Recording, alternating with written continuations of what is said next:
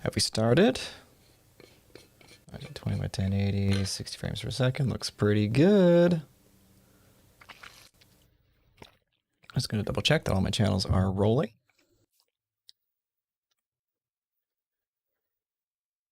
Looks like Restream is on. That's my Twitch account. Twitch is on. And then one more. Chat is ready to display messages. Awesome.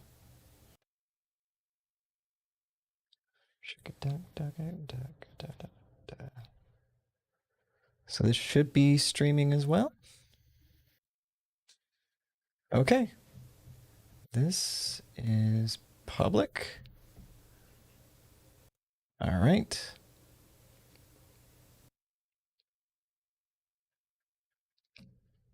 Just checking out, working out the kinks right now.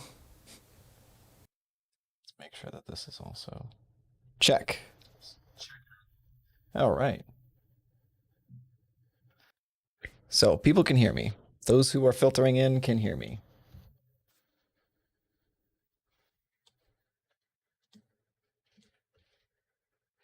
Okay, perfect. Let's actually do. I got my second computer on the side, so I'm still setting it up. Oh, Windows 8. Windows 8 doesn't have the fancy schmancy settings Windows 10 does when it comes to. There we go. I'm getting it. Pop out chat. Doesn't particularly matter anyway, because I don't know even if people are going to hang out for this. But we'll see. Just restream chat. There's my Twitch channel. All is right in the universe. At least one can hope. Okay. Just starting from a fresh new session. Let's call this one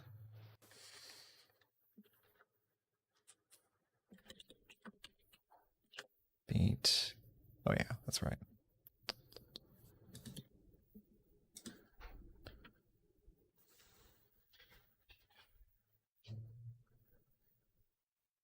So yeah, feel free to question if anybody's out there at the moment. Go ahead and feel free to ask any questions you like. I'm just gonna be hanging out for the rest of the day, just writing some tunes.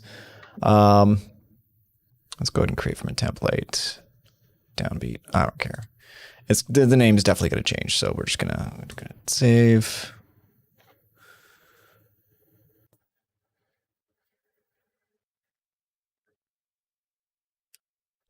All right.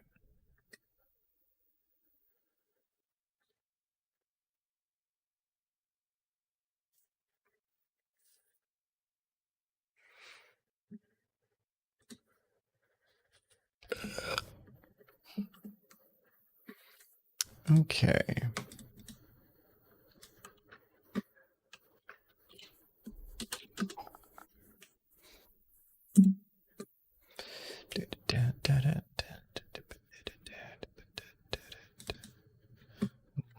Let's see, that's going to be at least. Let's try 160. Oh, fuck's sake. I always forget that my template has one single track that has something frozen on it. I always forget about that.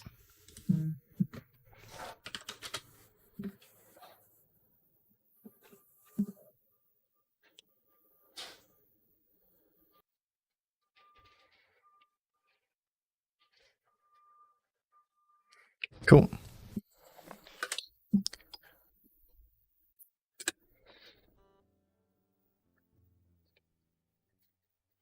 I don't know if you guys can hear this just yet. I'm going to double check my settings real quick.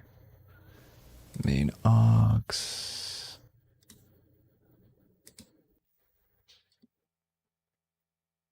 Output. Yeah, let's put this on here for the time being.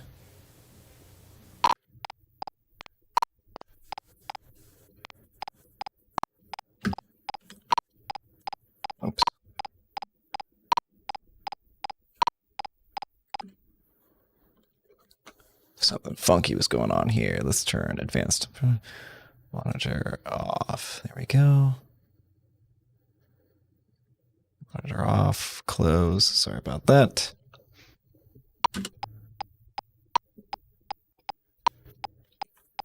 Perfect.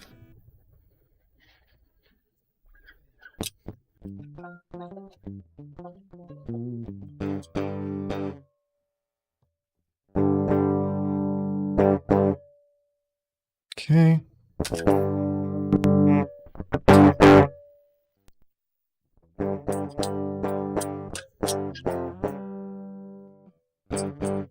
Gotta make sure my level's correct. Okay, so I started off with this idea a couple of weeks ago, maybe about a month ago, actually. Just kind of this, it was right around the time we were working on the archetype Corey Wong, and I don't know, I really like his style. So let's go ahead, let's get you listening to what I'm actually playing real quick.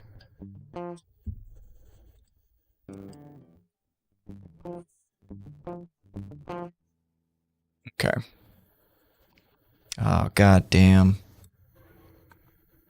See, this is where a dual PC setup would actually come in handy.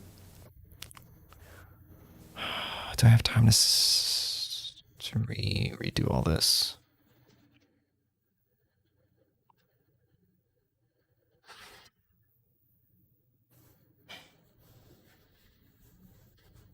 No, it's fine. No hardware connected. What do you mean?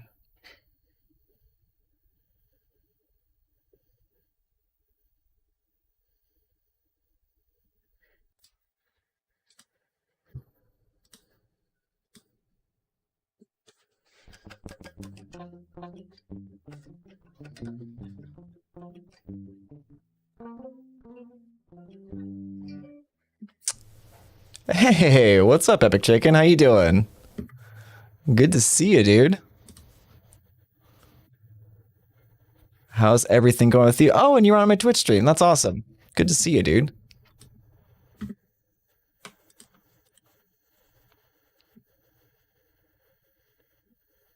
All right.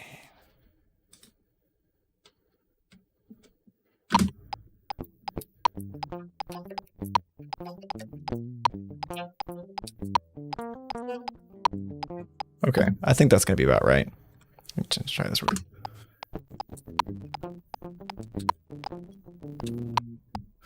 Got a lot of latency. Fuck, that's all right. And I can't really change my settings right now without my computer crashing. So that's lovely. Oh, nice. That's awesome, dude. Glad you tuning in. So, man, I totally spaced on when I... What's up, Joel? How's it going?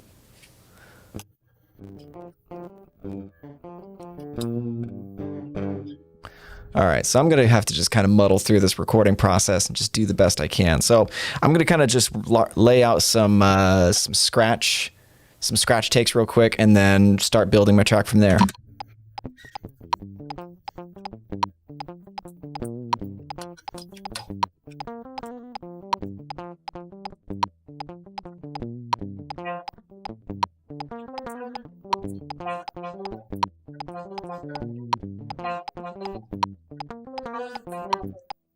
Something like that.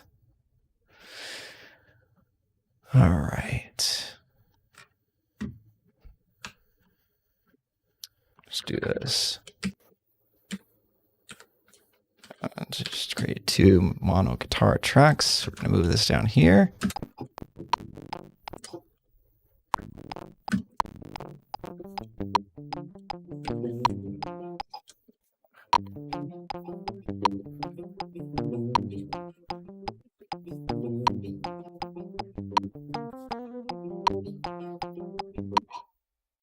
Okay.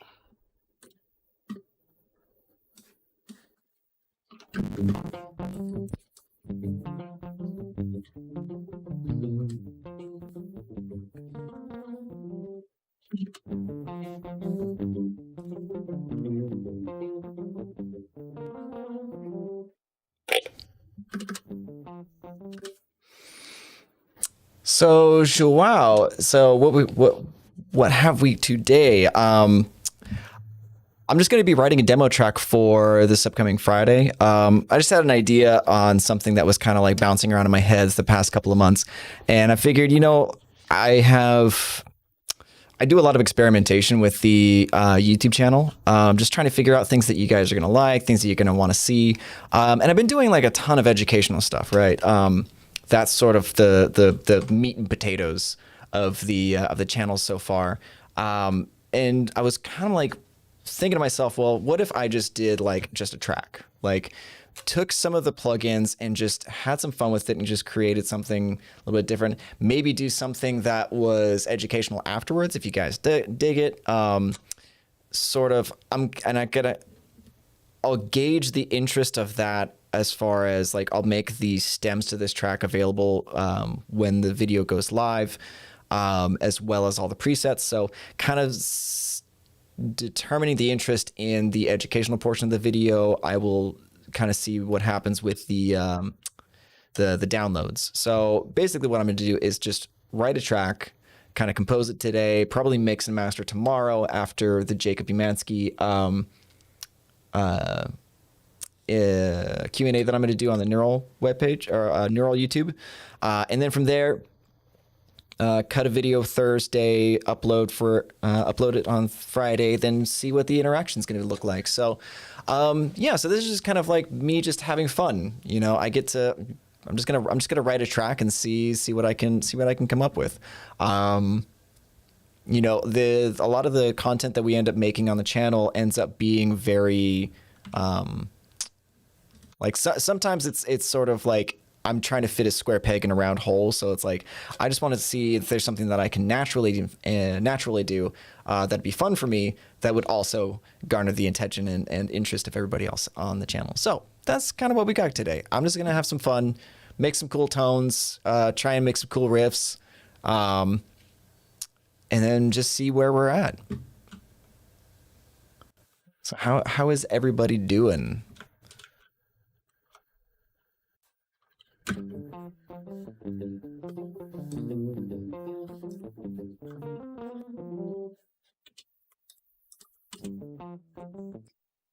Let's see. Let's get like a tiny bit.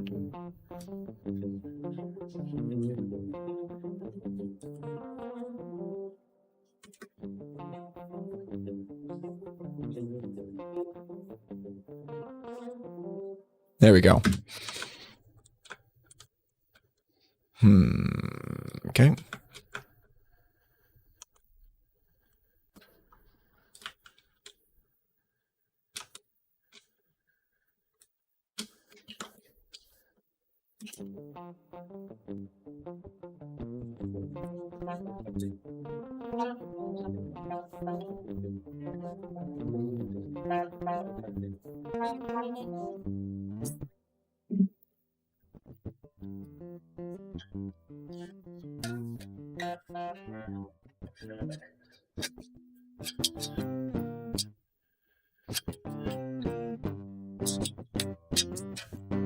Okay. Yeah.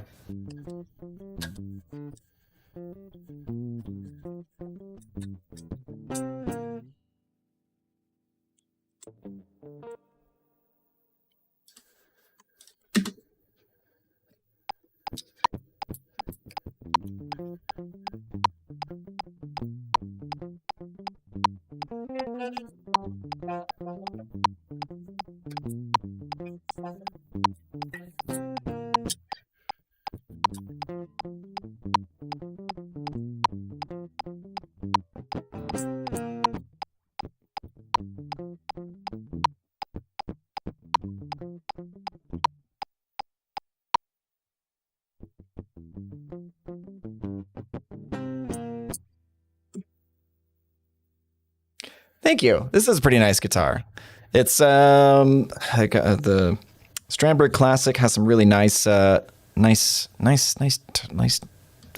to it. I think I might have fucked up already.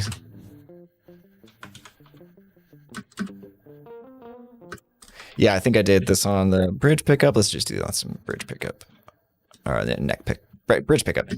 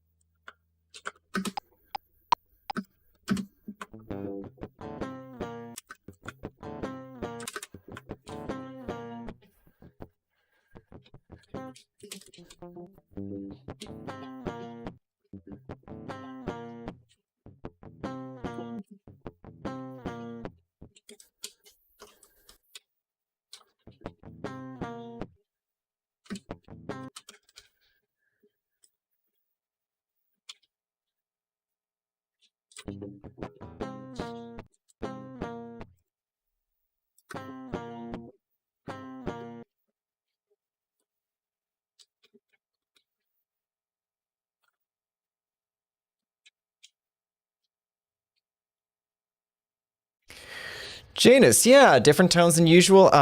Yeah, so I got this tone in my head. Definitely more archetype Cory Wong, sort of clean, maybe a little bit overdriven. Like this is just going to be more of like a rock song, honestly. Maybe some progressive elements in there, sort of, but like I've kind of been getting like just burnt out on writing metal riffs all the time. I mean, God knows I love metal riffs, but like there's part of me that's just like, I gotta write something else. Okay, so let's see.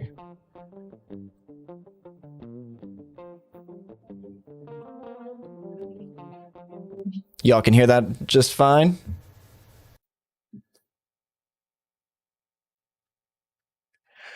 Okay, so Epic Chicken says, interesting that you track DIs with no live processing. Haven't seen that in a while. And normally I don't do that. I like having a little bit of the amp in my ear. But the thing is, with this particular streaming setup, if I was to go back, turn my playback engine to 128, so I could track live, my computer would crash. So that's where we're at. I'm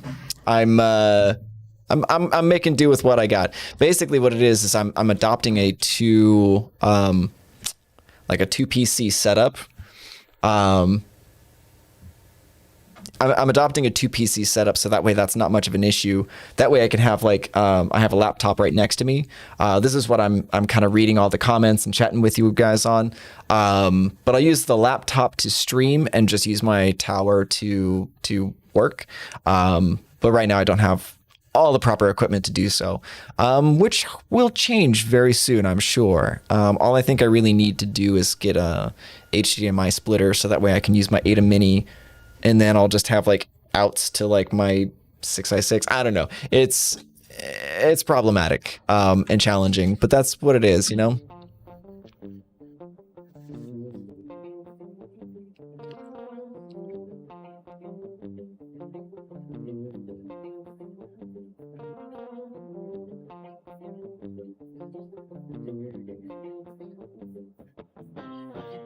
Cool. All right. Let's see. Let's get some drums in here. How about some drums? Let's get those in active. I'm gonna actually use my own bass for this, so all I really need is Superior Drummer. And we're just gonna fuck around with, I have...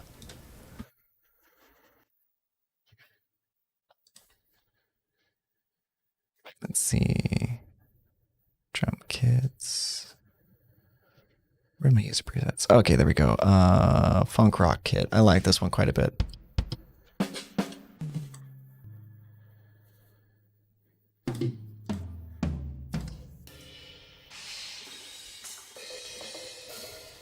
Okay, cool. I like that. Let's get JST clip on this just because I like that.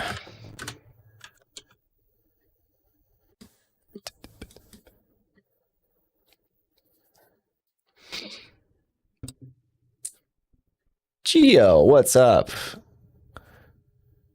Janus says, but this year I bought myself Nameless Suite on sale. Dude, yeah, no, the Nameless Suite is sick.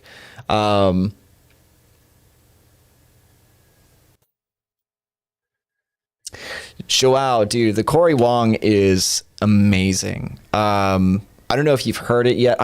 You probably heard it at this point. But as far as like cleans are concerned, this has definitely like been my favorite. Like I love the cleaning. I love the reverb and the delay are so lush. The effects section is so good. But the Cory Wong has fast become one of my favorites. Yeah, it's so good. It's so good.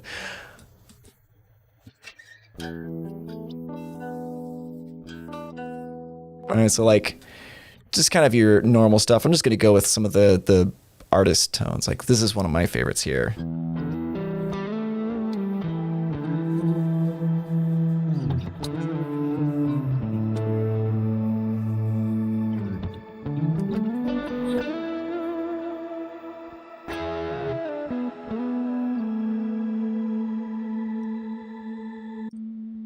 You turn off the shimmer, make it a little bit oh,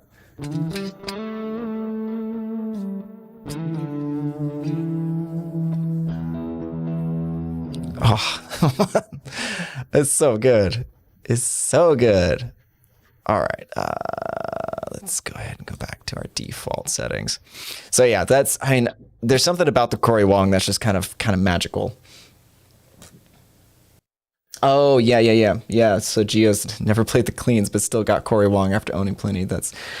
You're not wrong, dude. You're not wrong. All right. Let's see. Where were we at? We're talking drums. Drums, here come the drums. So I don't know about you guys, but generally speaking, I like to start off with MIDI because I write decent drums, but there's definitely a lot to be said about drummers a lot to be said about writing drums that, you know, I'm not a drummer, so I can't write as well as a drummer would. But I kind of know the general feel of what I'm looking for. So when I listen to this,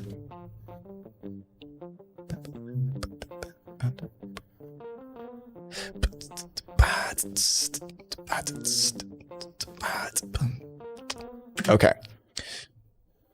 And I will make all sorts of ridiculous. What the fuck was that? Let's just turn that. All right.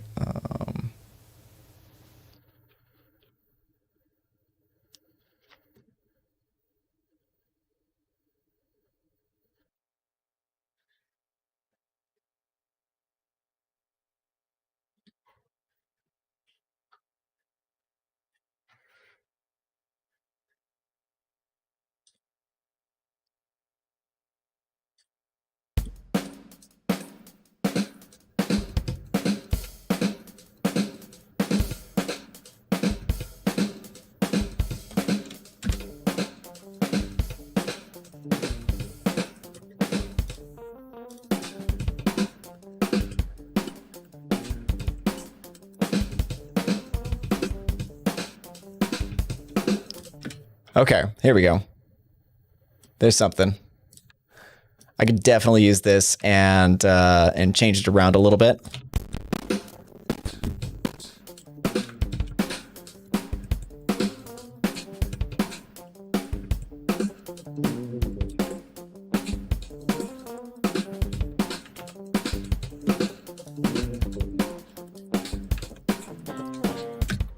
All right.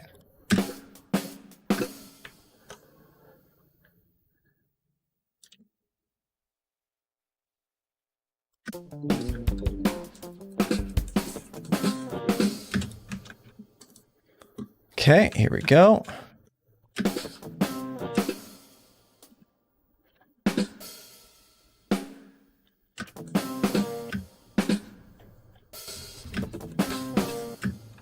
Okay.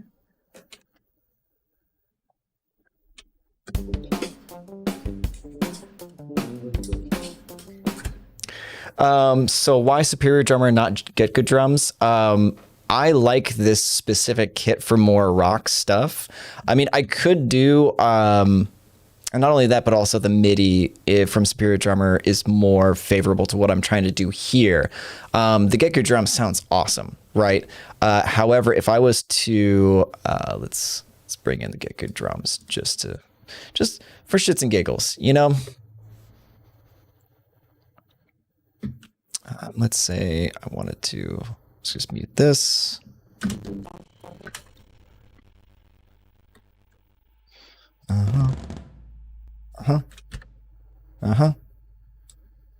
So like I'm using like the P4 kit.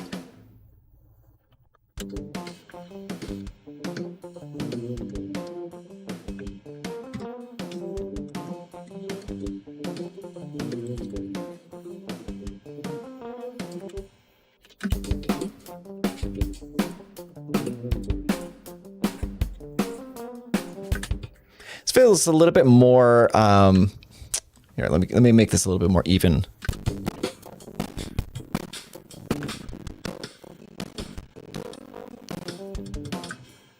Like the kick is just definitely too clicky for this specific type of music, I feel. Like the Superior Drummer just has sort of that rock vibe that I'm looking to get out of this. It's actually what I used on the Archetype Corey Wong demo that I made at the plugins launch.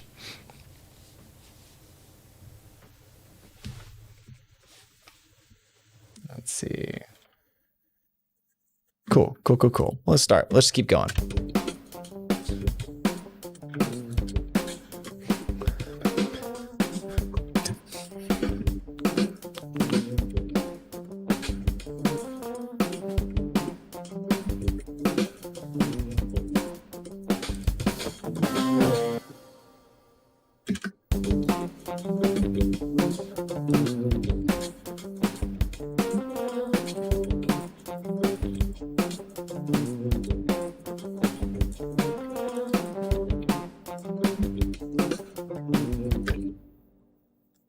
Is this all? Okay, let me make this active as well because I need to listen to this.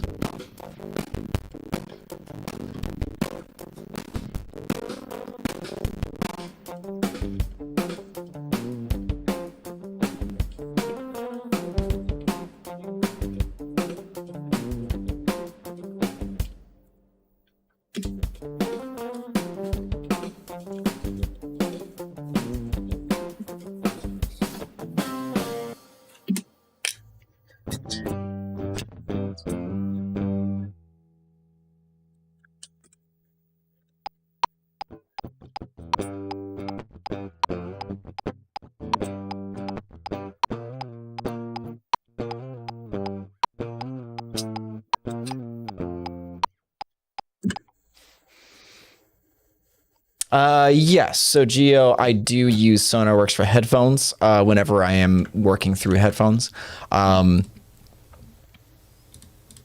Yeah. You're absolutely right. So especially when I'm trying to start producing and stuff like that as well, like I do tend to throw SonarWorks on just to make sure that everything is good. You know what I mean?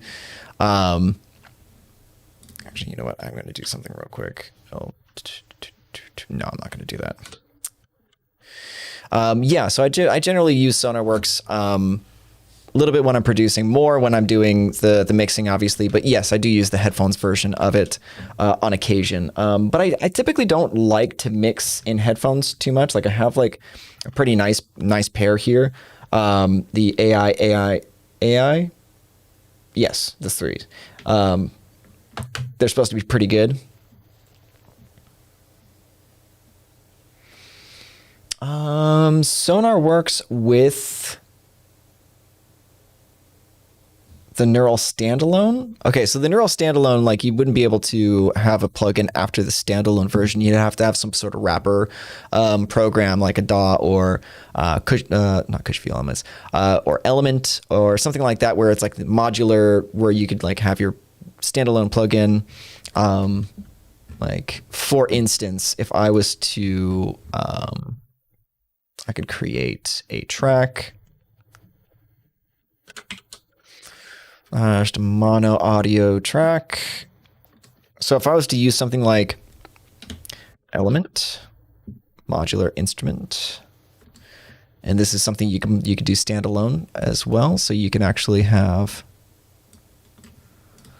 your audio input and then neural DSP, Corey Wong. Right from there. But it wouldn't cause too much latency if you have the buffer small enough. But then that runs the risk of, like, you know, CPU overload. So it depends on your rig as well. Like, I have a pretty beefy rig. Mine is the I have the i9 9900K, as well as like 64 gigabytes of RAM and a GTX 3 or 2080, RTX 2080, excuse me. So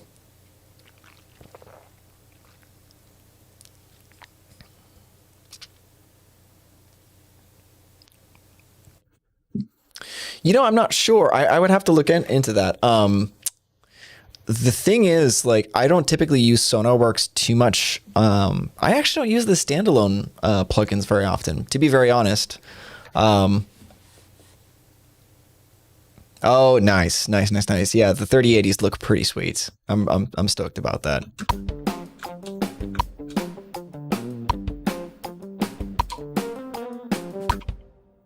Let's see what we could do, like a little intro here.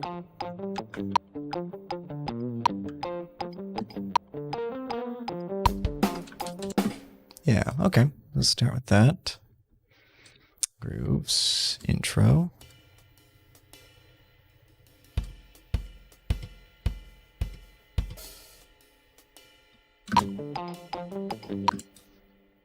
Sure. I like that. Whoa, that's a long ass intro. Holy shit. I'm just gonna take this and I'm gonna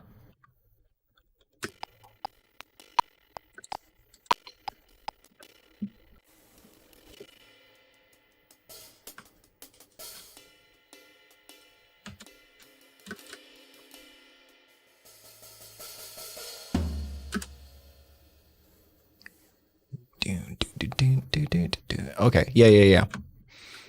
Just take this, toss that in front, and then we'll just do it.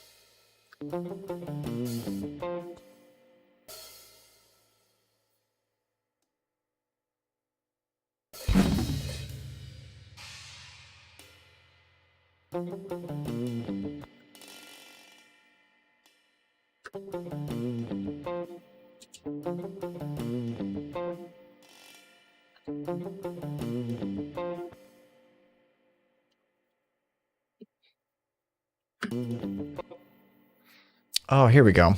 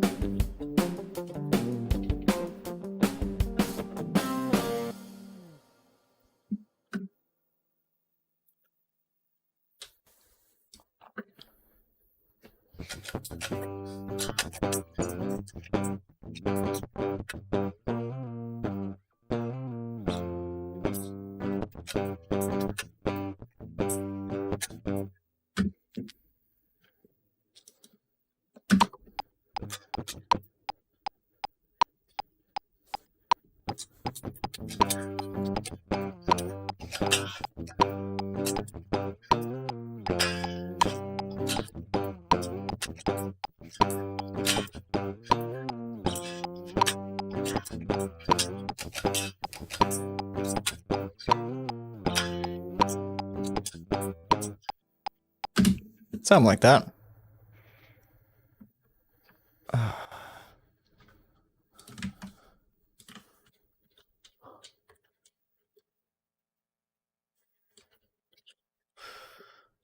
right. Let's go ahead and duplicate these. Active playlists off.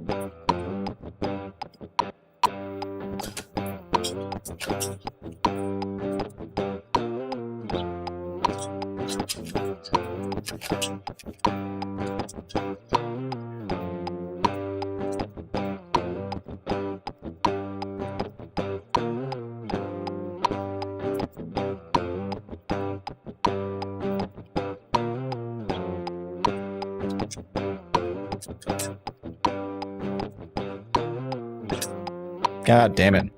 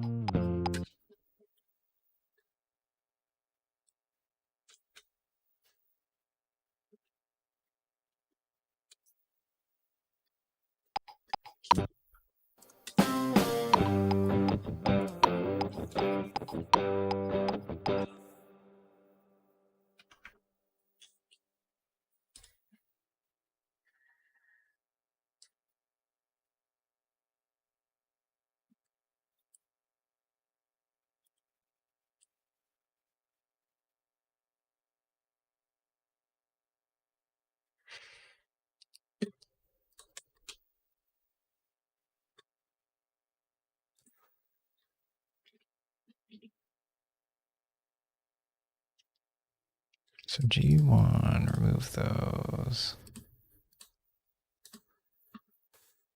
How is everybody doing today?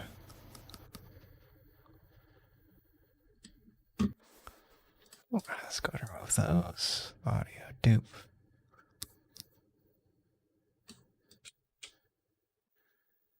Okay. Love, love, love. Third amp in this here.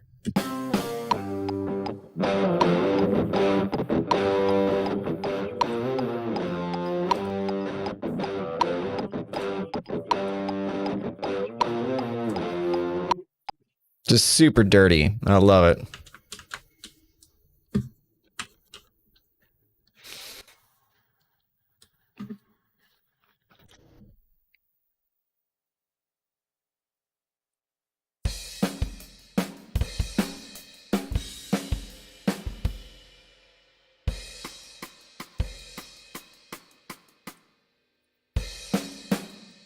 I don't know.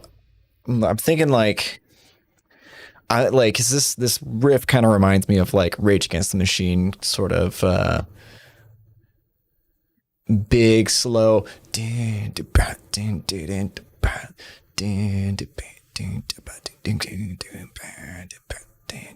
might have to just write my own drums for this part.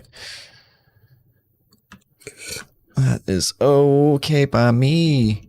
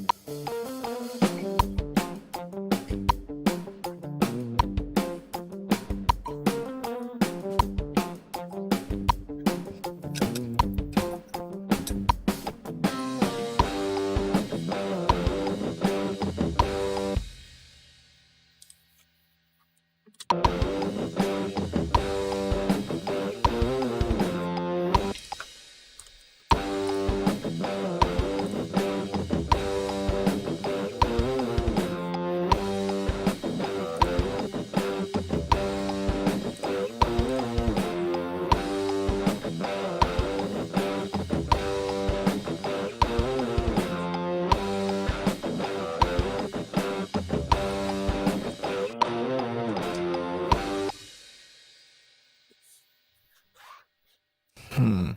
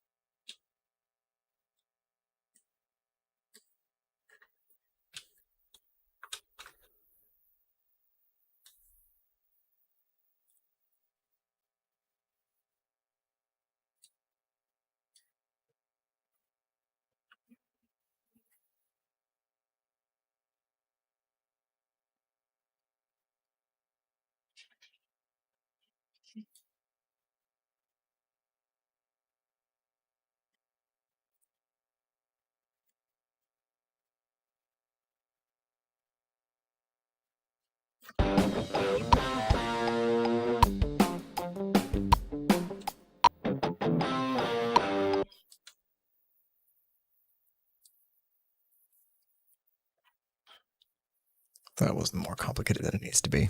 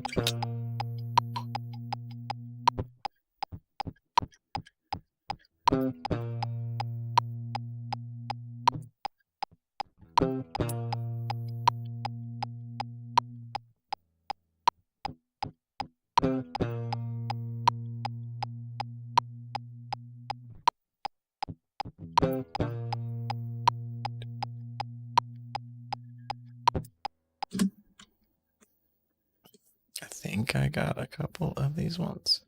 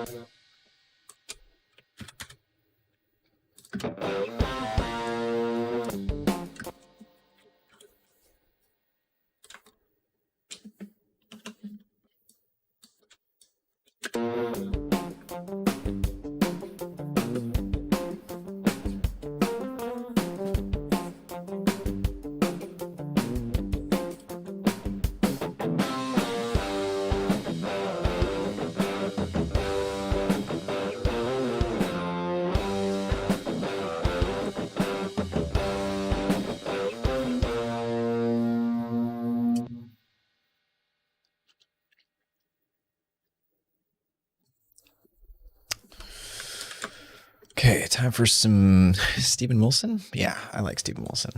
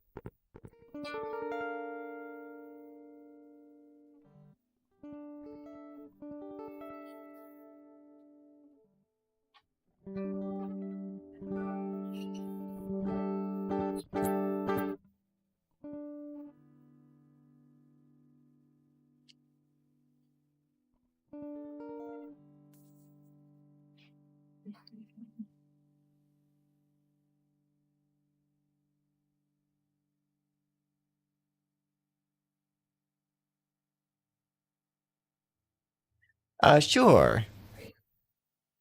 Yeah, I'm streaming. I'm having trouble with some of these chords because I haven't clipped my fingernails in a bit. You're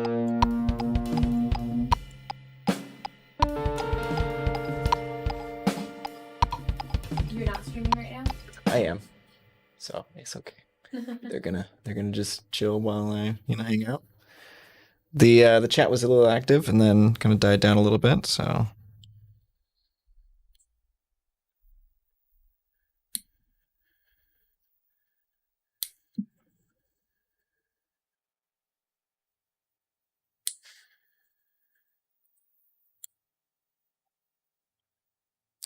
there we go.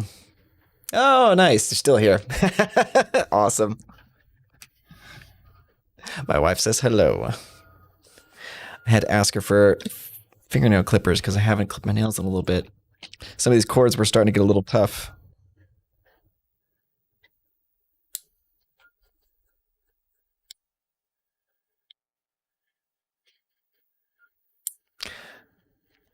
I don't know. Does it help to have more commentary over these things, explaining my thought processes and whatnot? Because right now I got sort of like a skeleton of a song going. I'm not sure exactly where to take certain elements. Some things I'm not super stoked about, but like can definitely be produced into something that sounds good. Sample those sounds and add them to the song. Nice.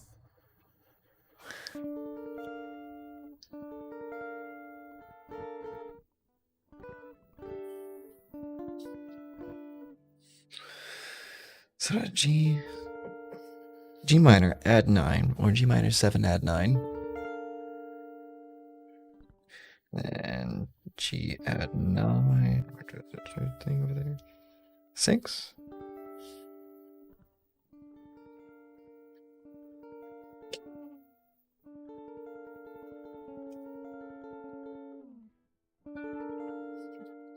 Okay.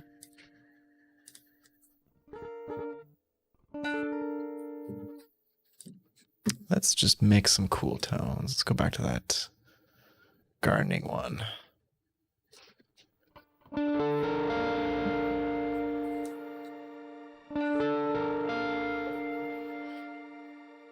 People won't talk unless I talk. Okay, that's fine. So, okay. I mean, I guess at the same time, my ear's tweaking out. Okay. So to give you guys an idea of where I'm going with this, like I have in my head this idea of it's just sort of your basic rock song with verse, chorus, and then a little bridge. I got to this point though, and I'm kind of not stuck necessarily, but like I haven't quite figured out what I want the chords to be.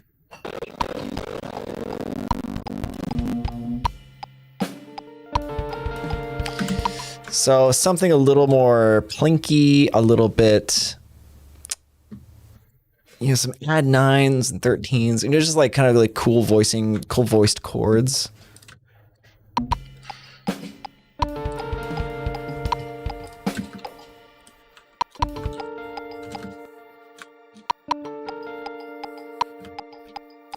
Do do do do.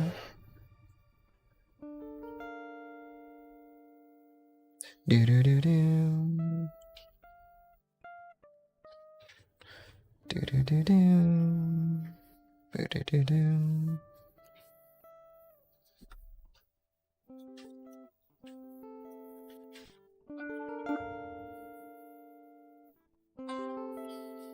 There we go. Sure.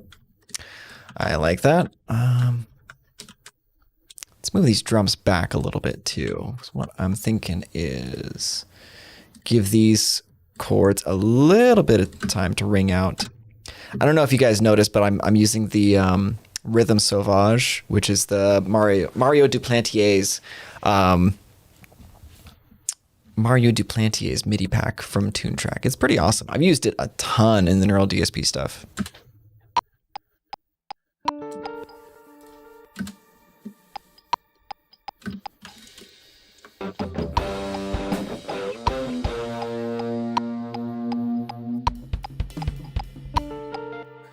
like that coming in earlier.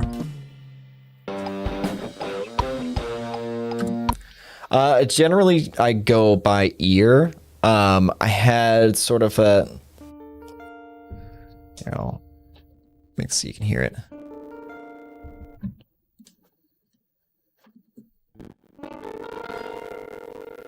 Like that was like the first chord I had thought about because this is sort of like in a G minor key.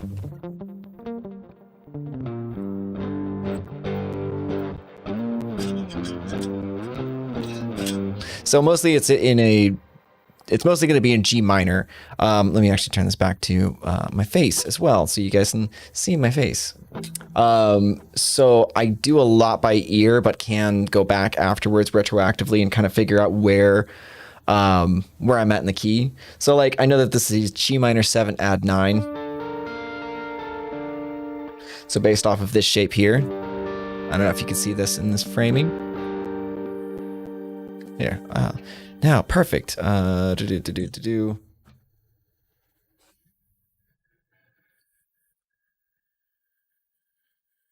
we go. Got my second angle going. So basically what I'm doing is I'm taking my G minor here, adding the 9th here, and then taking this the 7th note on the G string at the 10th fret and moving that up to the 13th fret on the high E string.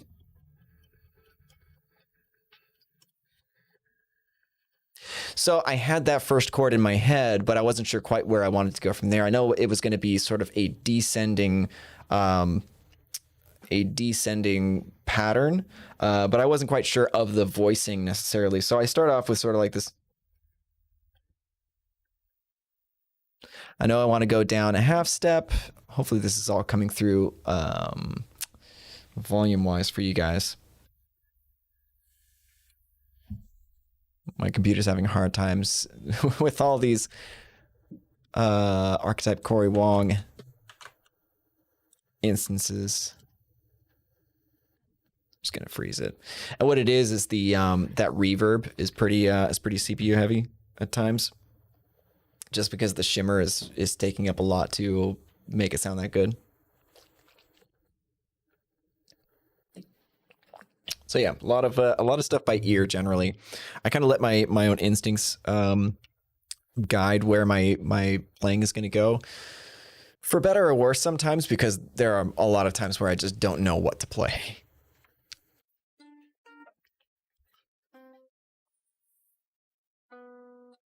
So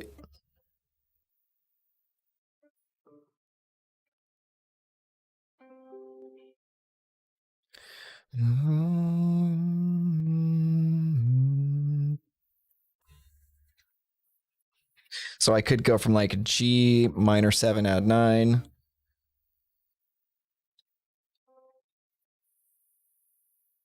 to, what would that be, like a C6?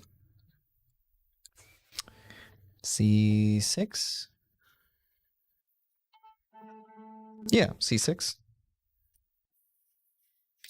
To maybe D minor or something like that.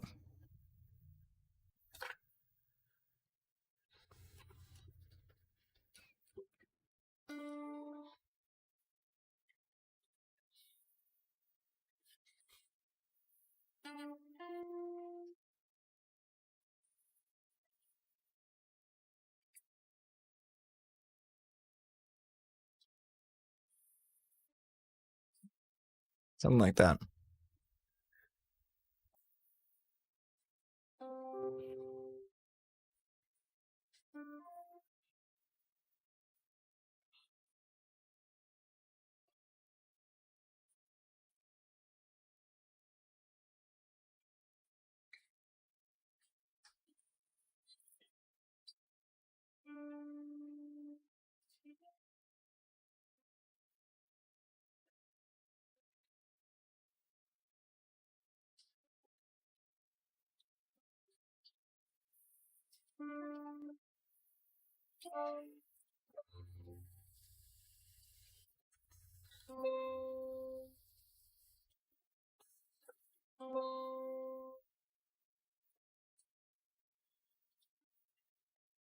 There we go.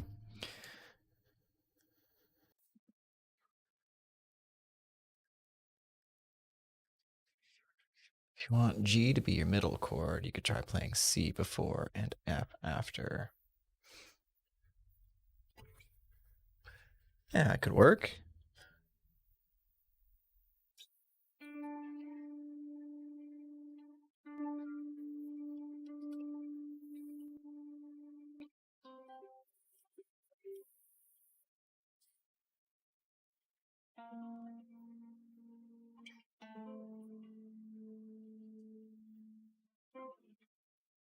I think I like D minor.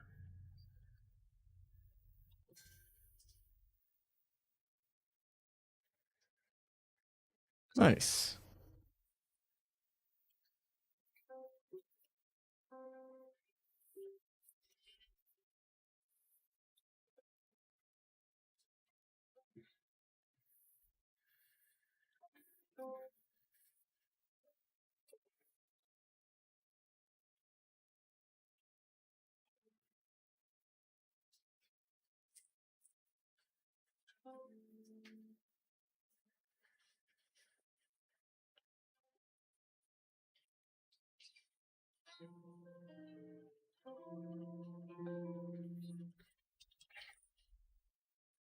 Yeah, could do that. Kind of working it out.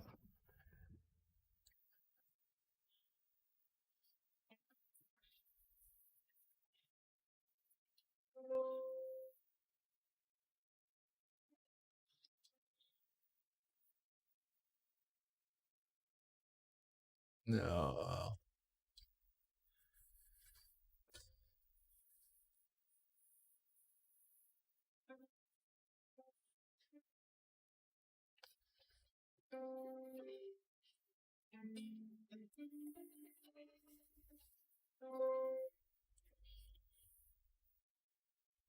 Sure, something like that.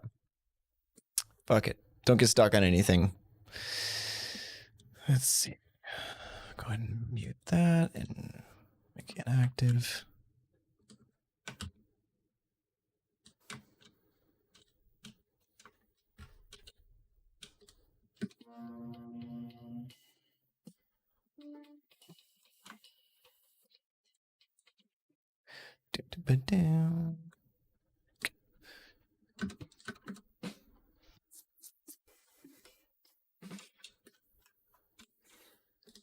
Okay.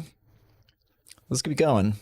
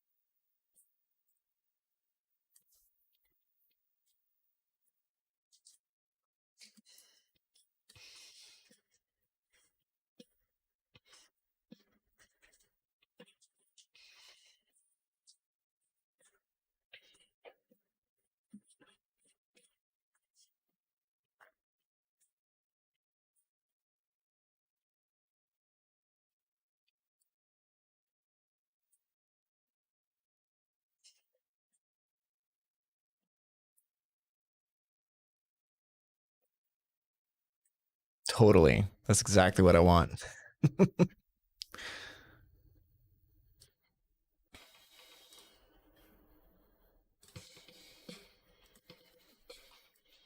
Nah, we're getting a little too off the beaten path here.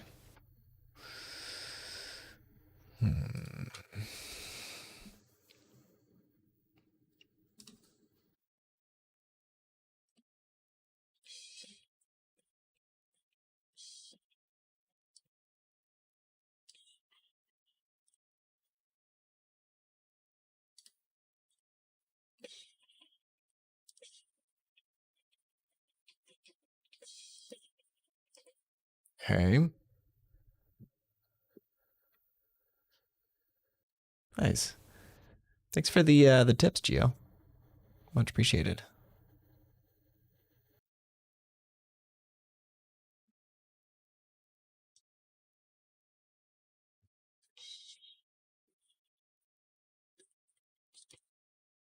Yeah.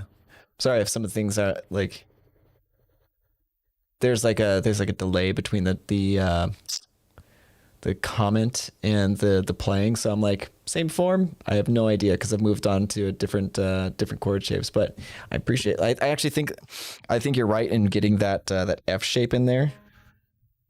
Sounds really good. The F to the D minor, then C again. But I appreciate the help with that.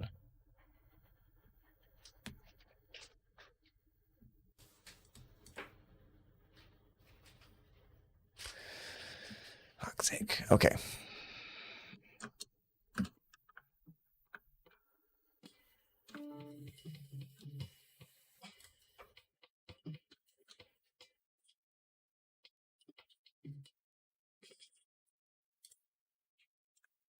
Okay.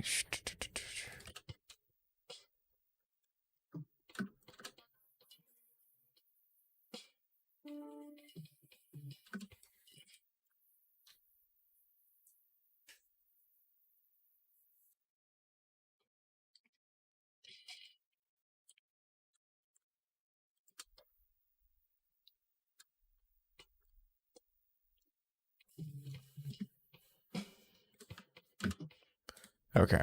So it's going to be something along the lines of.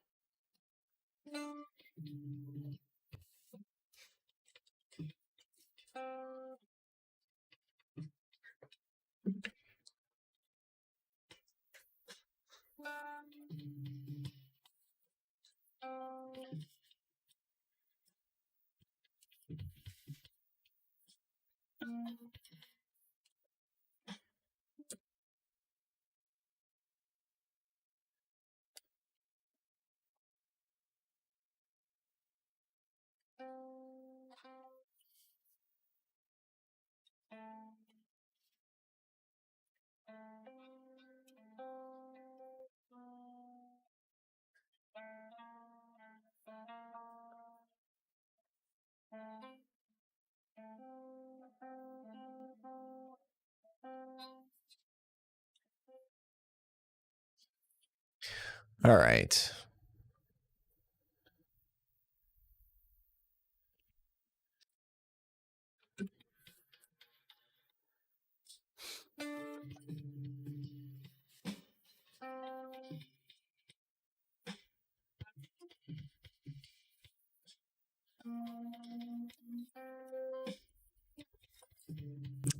All right. So something like that.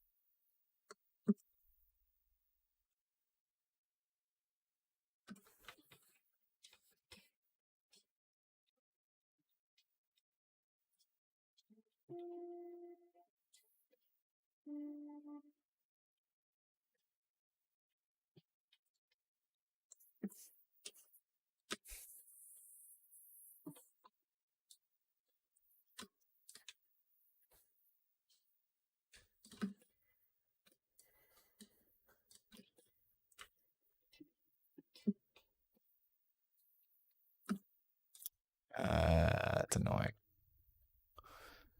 Got MIDI got shifted around, and that's all right.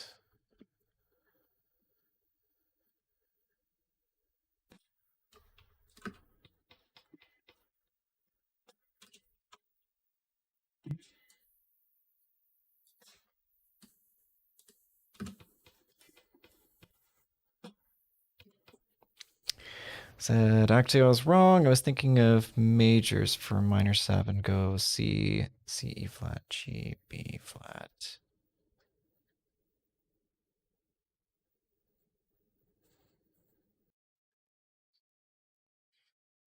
Let's see. I was thinking of the majors for minor 7. Go C, C, E flat, G, B flat.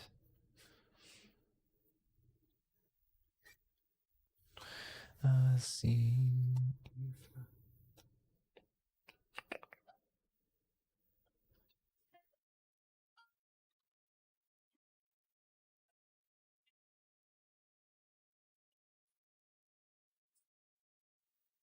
C, E flat, C. Am I fucking high? What's happening here?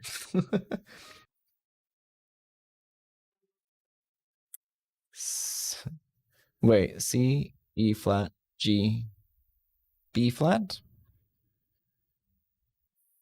All right. Could probably think of a better.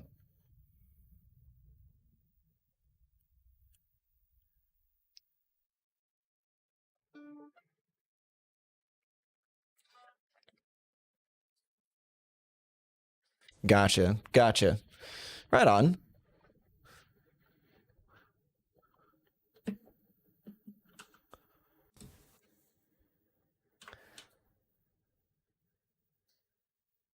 Gotcha. No, I'll take that.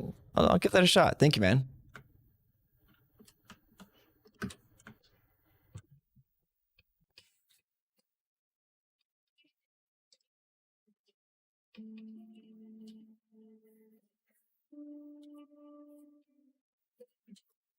I think I like this. I'm actually pretty cool with this.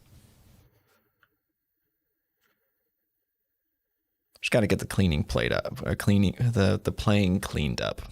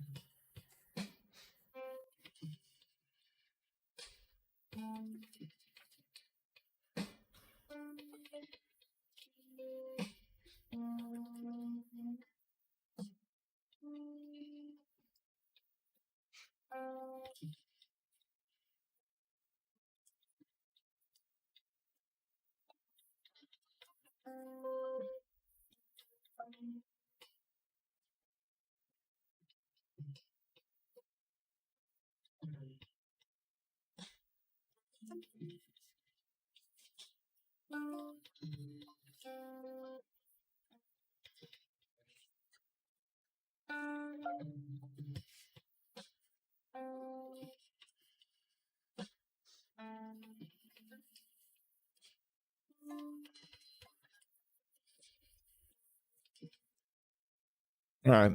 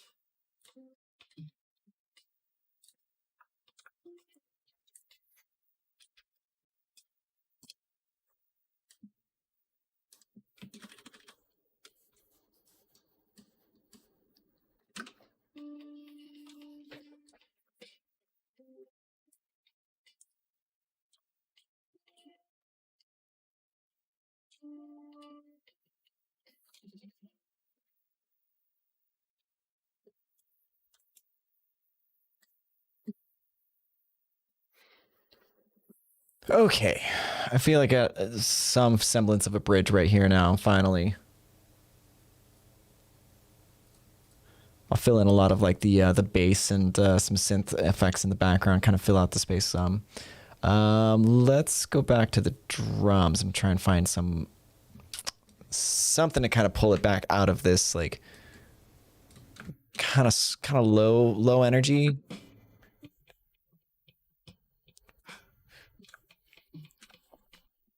I feel like this is a good transition over into something a little bit more groovy.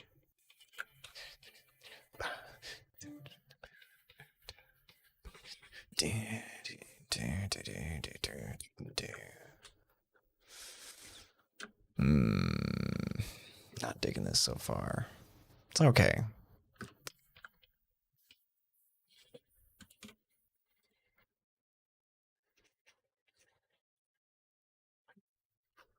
All right.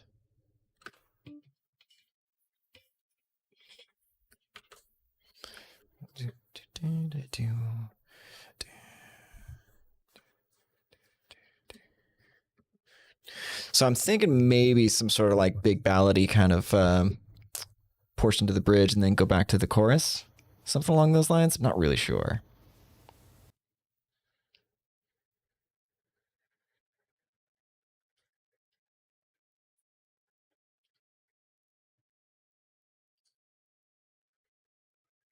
So probably not progressive metal or rhythm sauvage. So let's go back to this. Go back to push.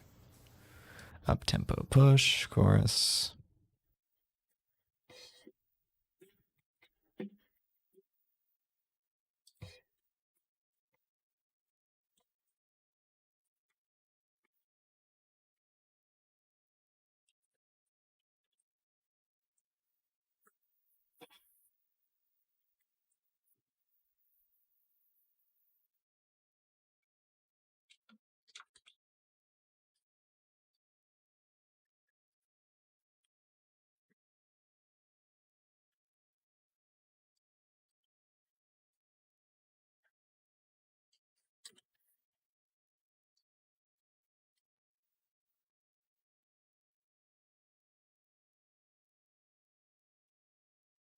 I kind of like this better actually.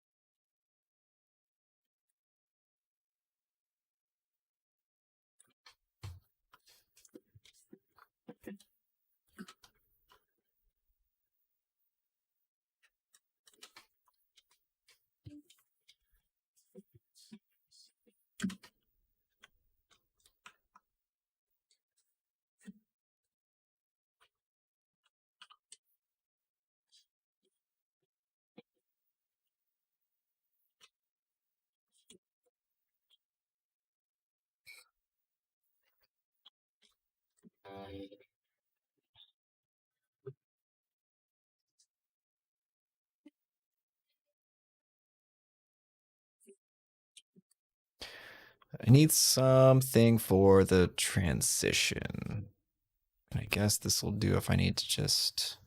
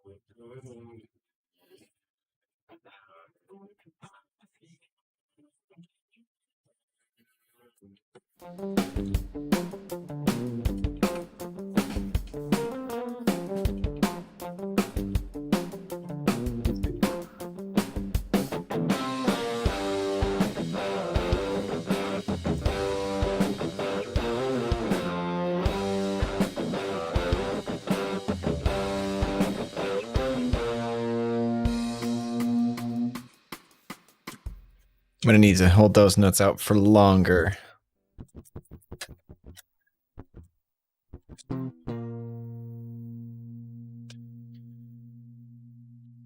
Okay, yeah.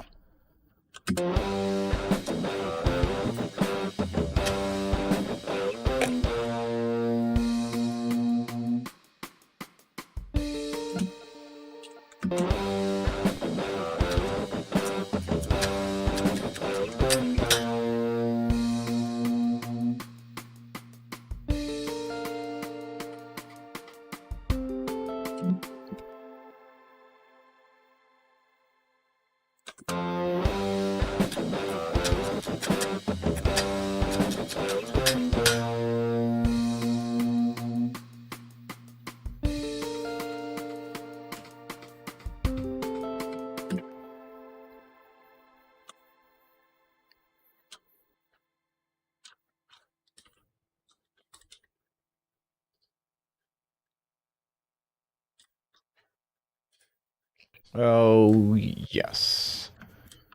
Of course. Frozen.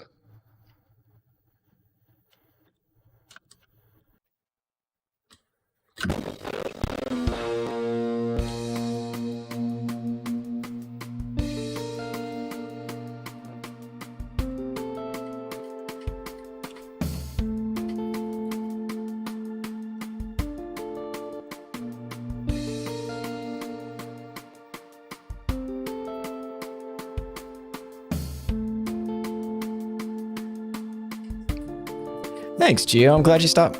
Oh, I don't know if that's killing my voice or not. Thanks, Gio. I appreciate you stopping in, dude, and thank you for the advice. I really appreciate it. So yeah, I'm hoping to stream a little bit more on my own personal channel. Just a lot of the content creation side and just writing music and stuff like that. So yeah, hopefully we'll see you around, dude. Have a good one.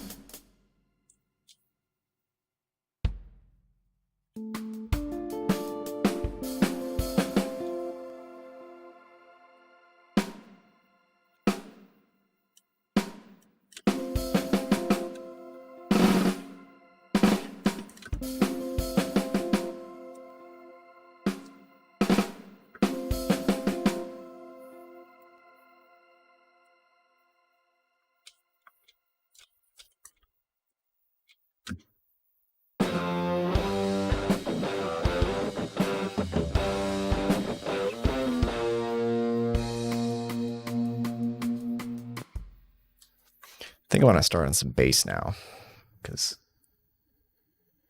why not? Okay.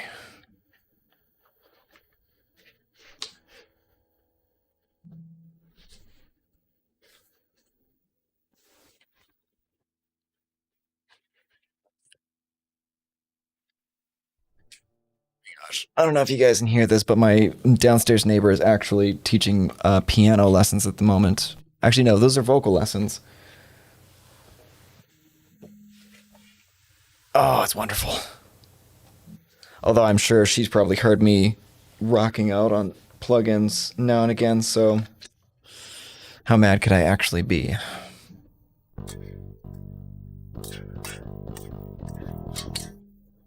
All right, let's go ahead and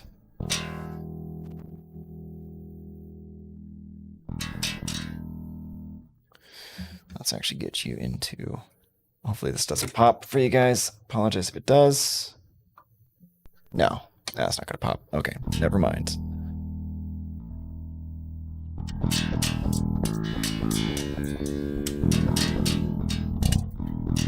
Okay, so let's go ahead and tune it.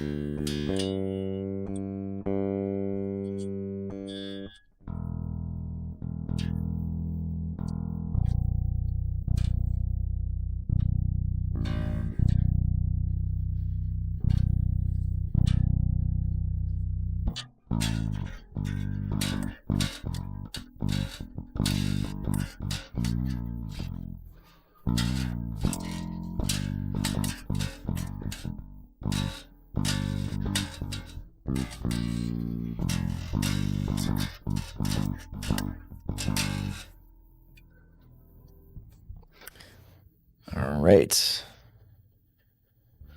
Oh, shit. Okay.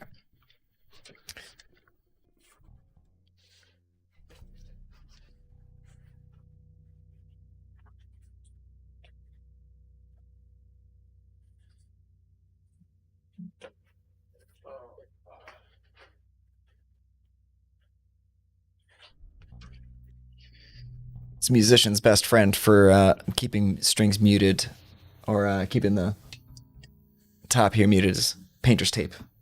It's my favorite.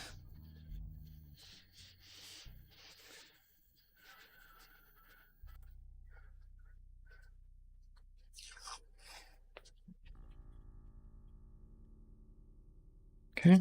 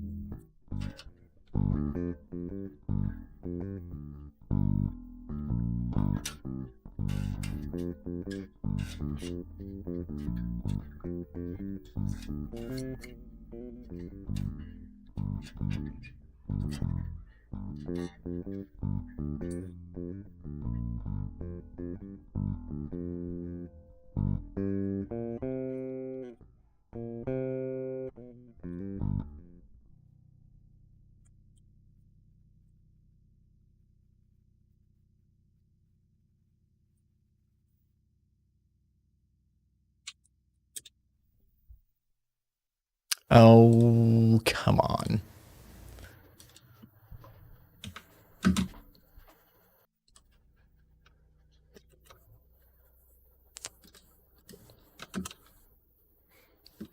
Come on. Oh, please. So it's the beauty of Pro Tools and all of the things. All right. Come on. Well, we're going to chill for a moment. I'm going to save the settings. Sometimes Pro Tools just needs to be rebooted. So that's what I'm doing. Let's go ahead and do that. So if you guys got any questions, feel free to ask.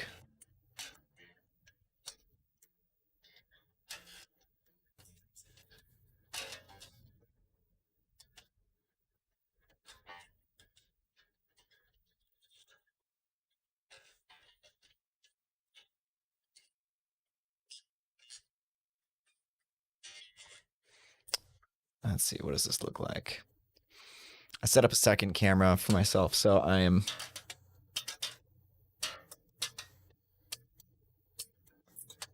okay.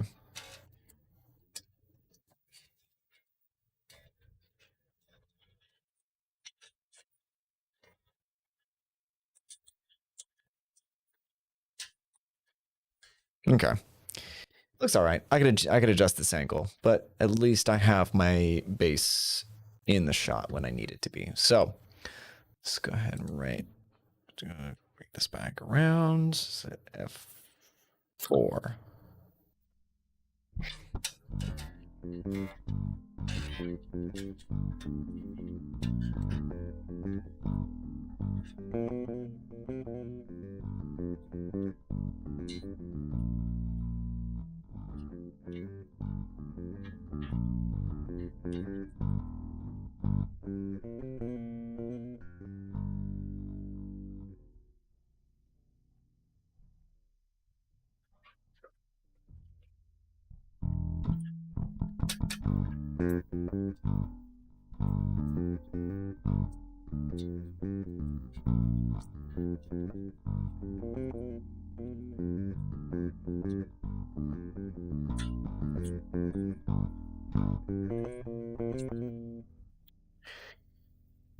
This is what happens when you don't practice a riff on the way in to recording.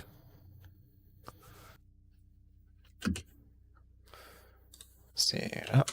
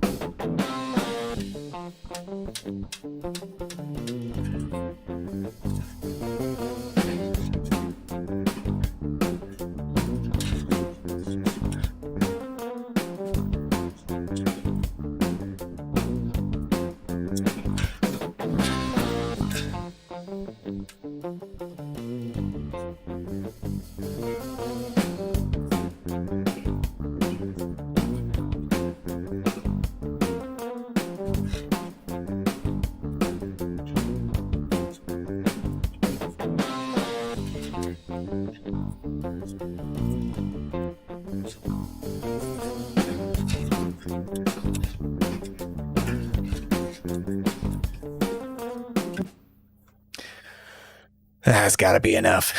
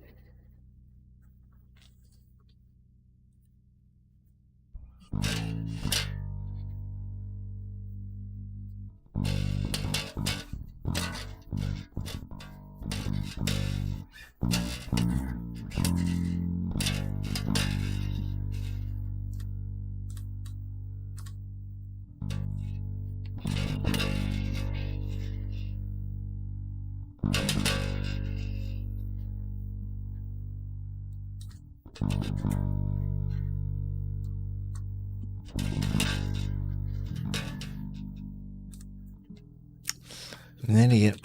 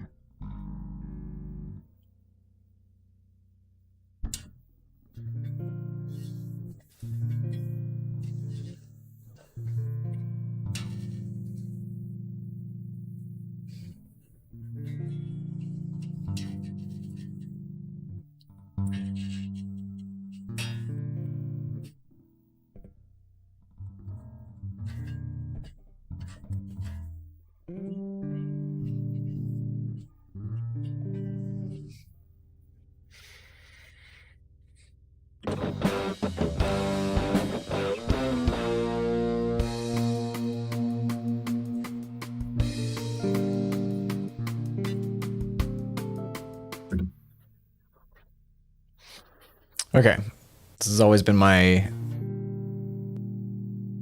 probably one of my weakest points as a songwriter is coming with bass lines that actually complement the music. As I mentioned before, this is a G minor 7 at 9. So I could just do like, so G minor.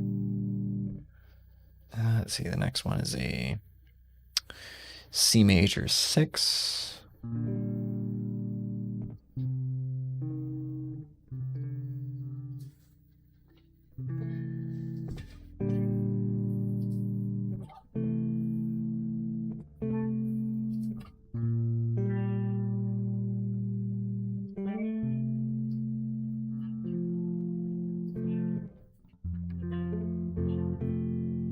That was cool. Sounds nice.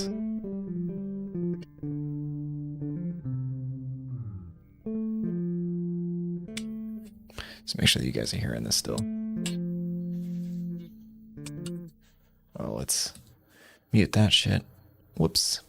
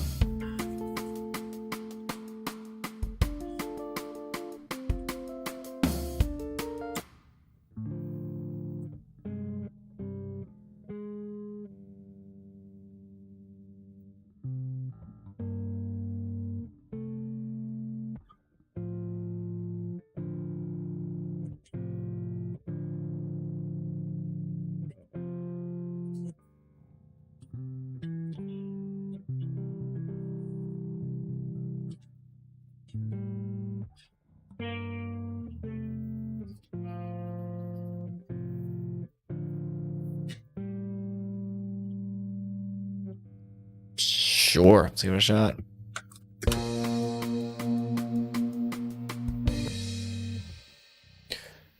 Cool.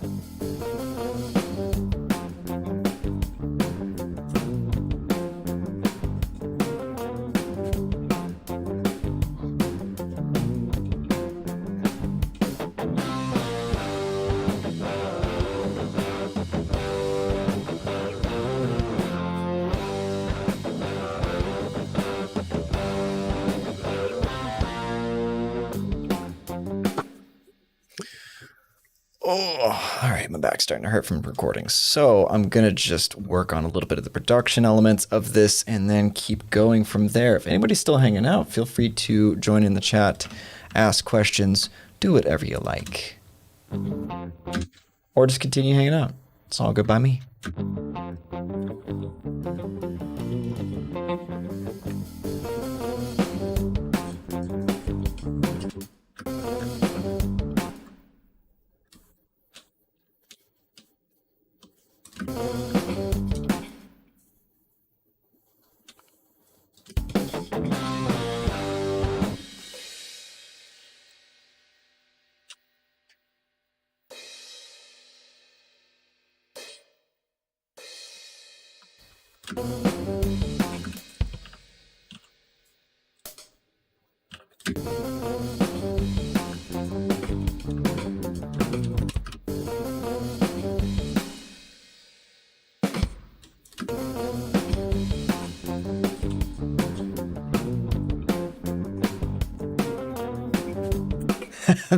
Thanks, Epic Chicken. Thanks, Epic Chicken. Yeah, it's been a bit of a grind. I'll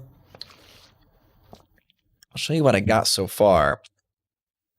Recorded some guitars, recorded some bass, the drums.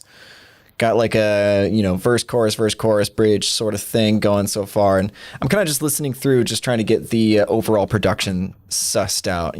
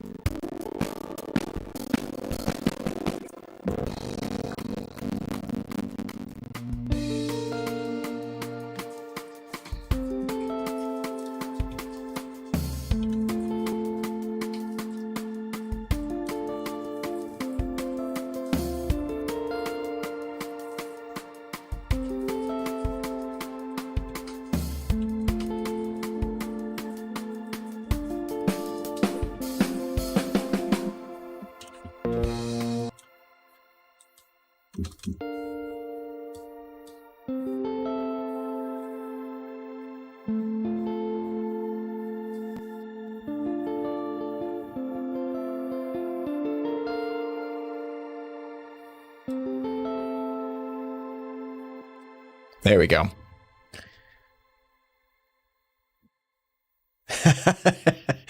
Yeah, so the verse section is definitely very Wolfpack. That's kind of where I got the idea from originally.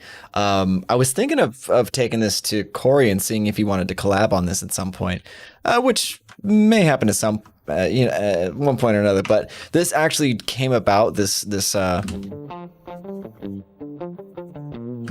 just from listening to Wolfpack, Corey Wong's own stuff, and just kind of messing around with the plugin because it just I don't know if you get the same feeling out of this, but like certain plugins elicit certain types of moods and styles. So like the more low gain kind of plucky sort of style just kind of comes out when I play this. I'm also using the Corey Wong in the bass too, so it sounds pretty dope. Let's listen to that.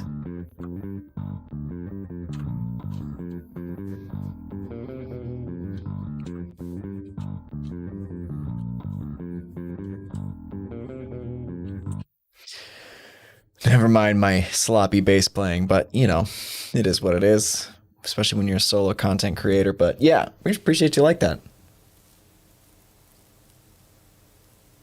Dude, yes. The nameless hits the chest like no other. Like it really does. Like it just has that like that low end thud that really just like makes you think of like a I don't know, fucking Mack truck or something. I don't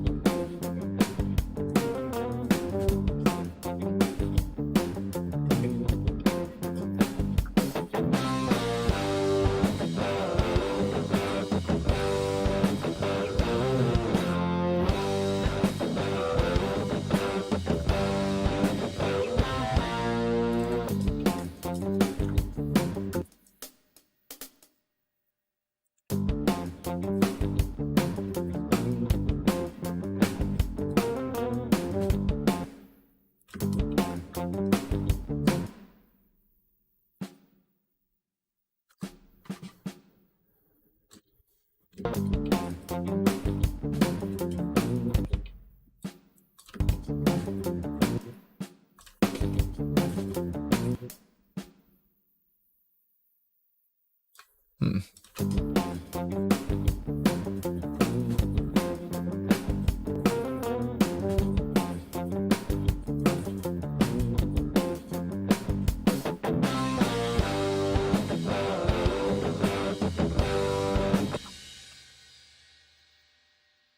Yeah, man, that purr. Uh, my lovely wife got me this bass. I think I can switch this over to show show this off a little bit.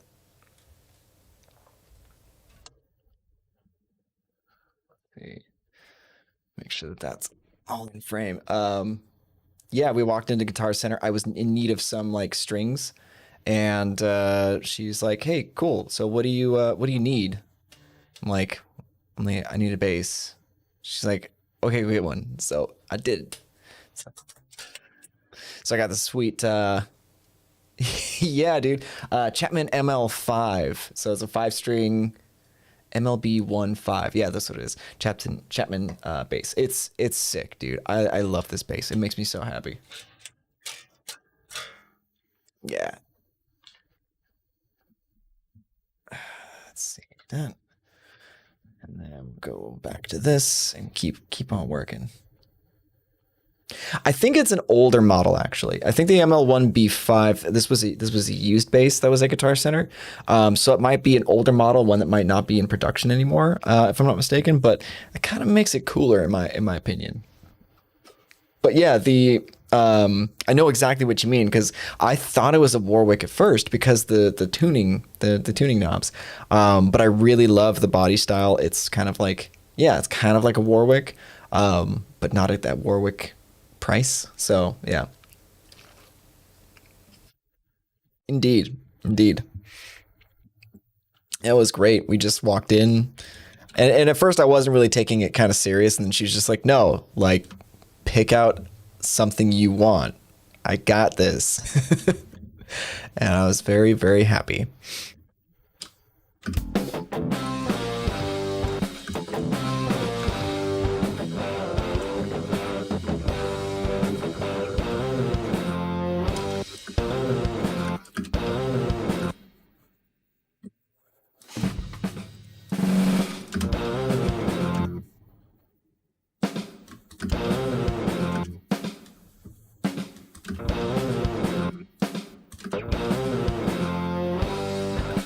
There we go.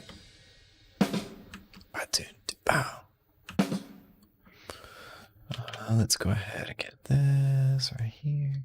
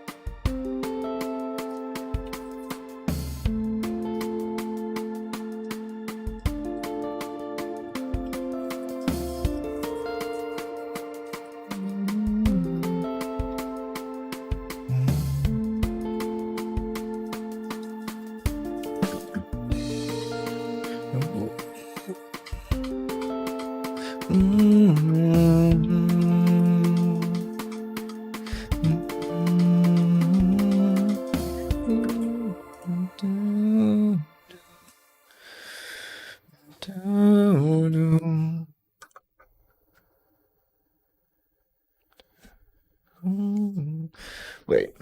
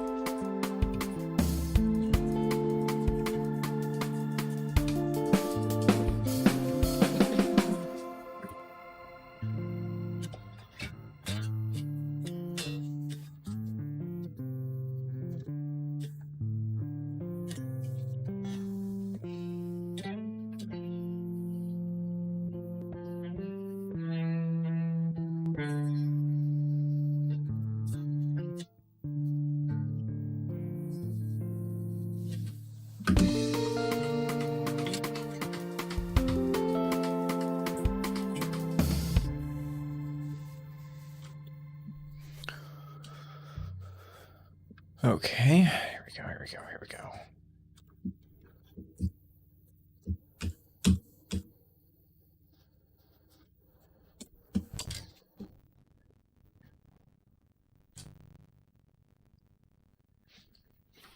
All right. So, what I tend to do, especially when I'm in a hurry. Oops. Yeah, that's fine.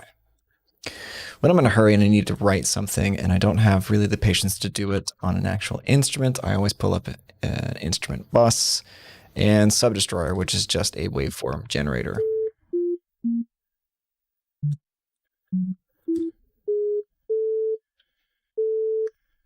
So you can go, doo-doo, and I can have this melody that's in my head actually translated to the thing. And I kind of work a little bit faster this way, actually. Let's turn this shit down. No.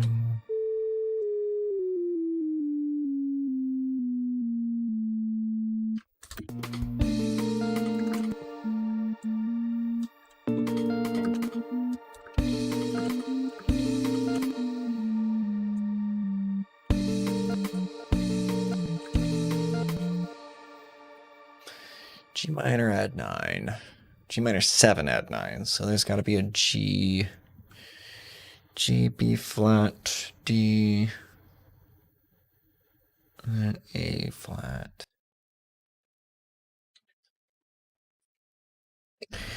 Eric has never seen someone use Pro Tools so quickly. Dude, you're in the wrong yeah, thank you.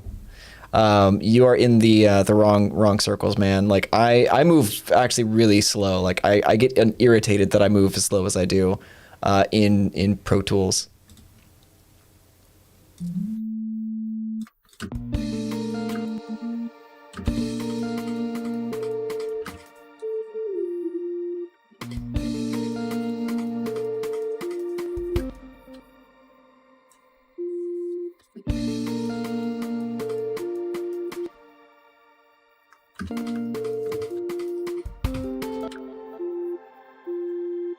That's a C, so let's go ahead and move up to C.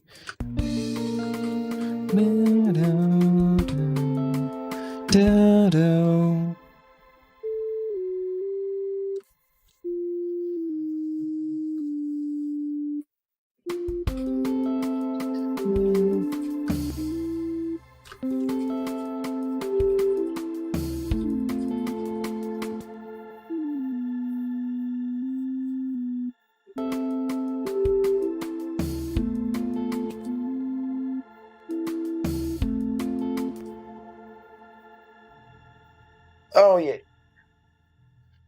Let's see.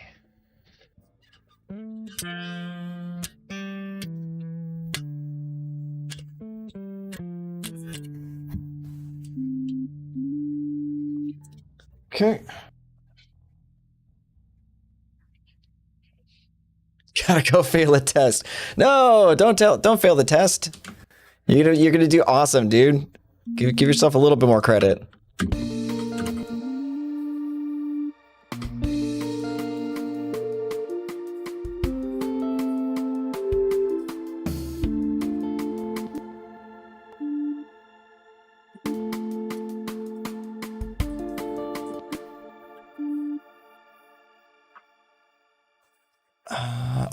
Oh, well, that's not quite right, but I think it sounds pretty good.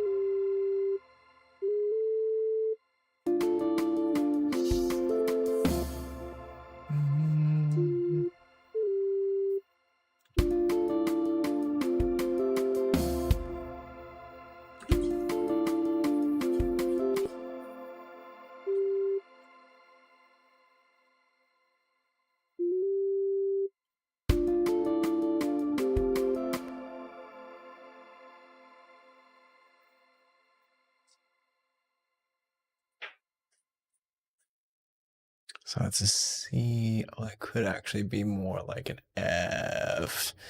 D minor back to F. Oh, yes, yes, yes.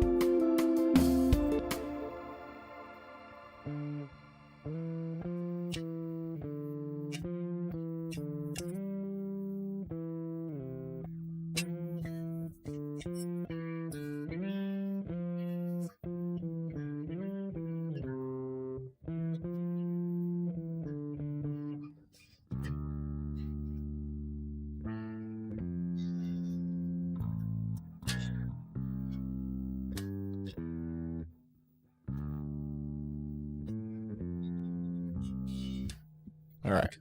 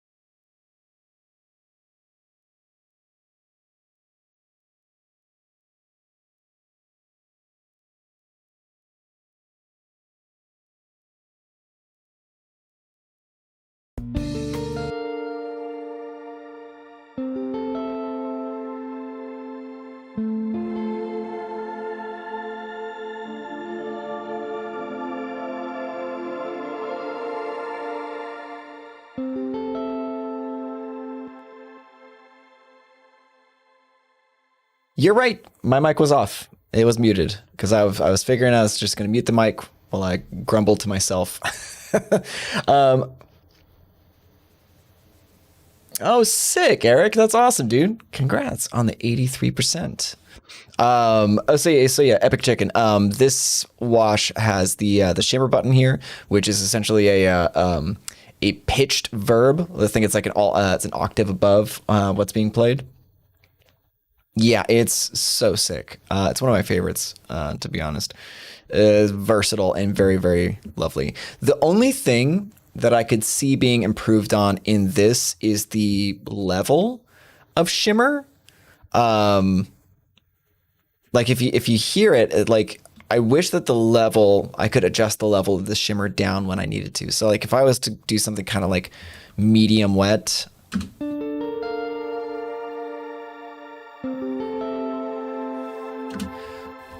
the volume of the shimmer is actually almost a little bit louder than the volume of the guitar. So maybe you could pull the dry wet down a little bit, but then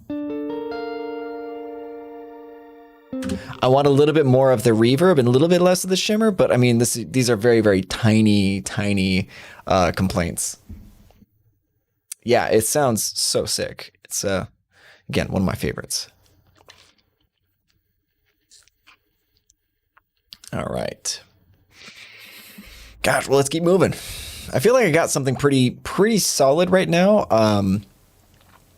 Not bad for 2.5, 3 hours, I think, worth of streaming. Not too shabby. But let's go ahead and let's keep moving. This has always been like the problems that I've had is nice, Eric. That's awesome. Might actually get this soon with the Plini. Then I'll have all the neural plugins. Dude, they're all worth having. And that's not really a biased opinion. Maybe a little bit biased. I don't know. But like, I could see utilizing all of the plugins that I have. Like if I for some reason wasn't working for Neural or anything like that, I would still be buying all the plugins and I would still be using them for all of the productions and stuff that I have going on. So yeah, I love them. They are amazing. They make me happy. Okay, so here's my problem. I suck at getting out of bridges. I know how to get into them. I can do verse, chorus, as you've seen. Like we got some like kind of Wolfpacky and then like little rock and roll for the verse, chorus sections. And then it comes to the bridge and I'm like, oh, this is kind of cool direction. And then I'm like, how the fuck do I get out of this?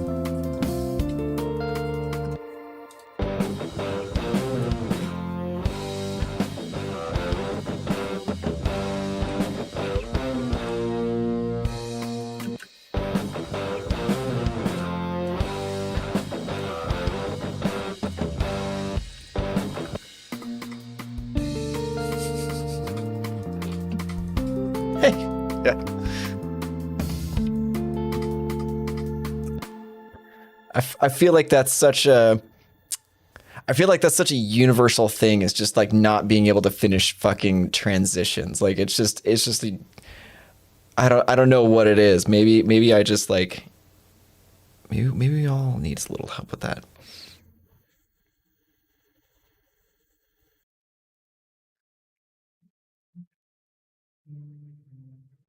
Went back into the chorus section. Okay. Good transition, allowed everything to end and breathe, and went back into the chorus section. Drums were the smart choice, Steven.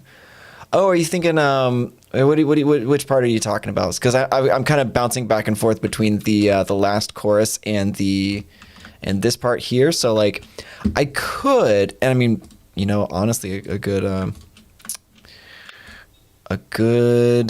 thing to test is just to see if this would sound fine. Pulling it all over and duplicating it. You know what I mean?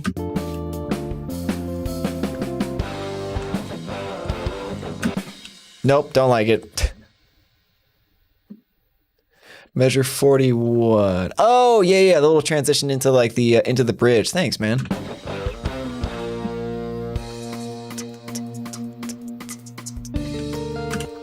Thanks, man. I appreciate that. Nice to go. Yeah. So this is sort of bridgey kind of section, I guess. I don't know. I'm guessing I'm kind of in my head. I'm thinking of like this.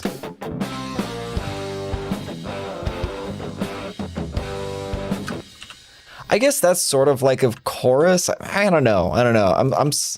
This is the bane of like an instrumentalist's life. Is like we don't really have choruses or verses. It's just like I just got an A riff, a B riff, a C riff, an X riff. You know, whatever.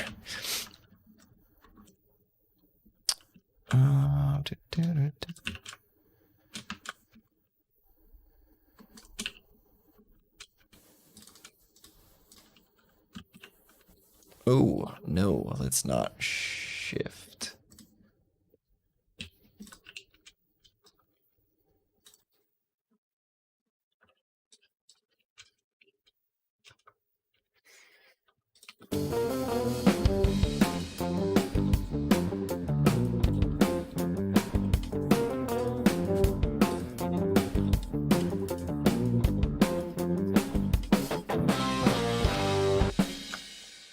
I heard something funky in there. Oh, yes, you go away. I'm like, why am I hearing something weird?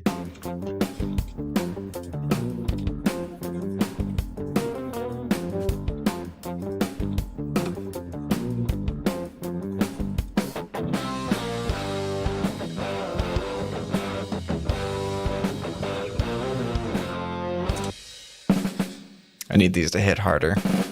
Just max them out.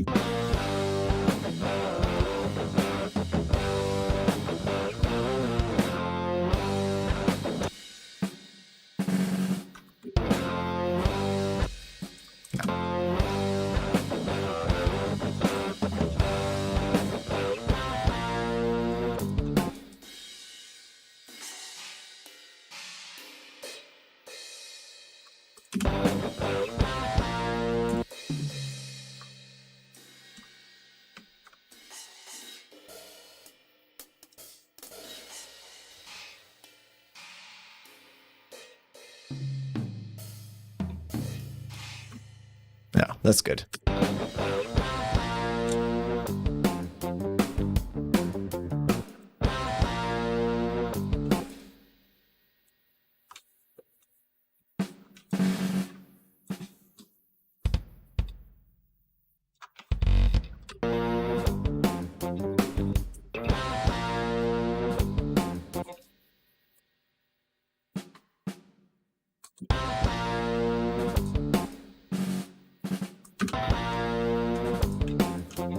Yeah.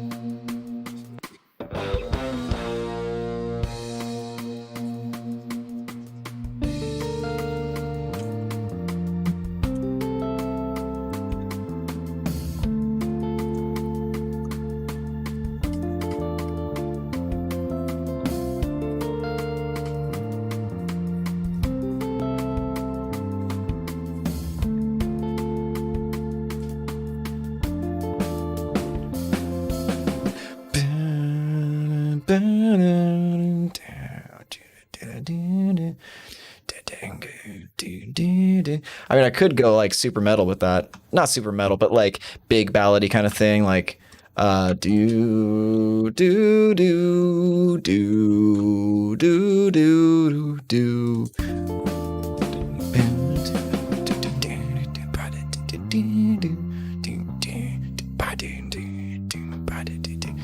Like super monkey groove. Just, you know how you like you just see like a drummer get on their drum set, and it's just like Animal from the Muppets, like like big.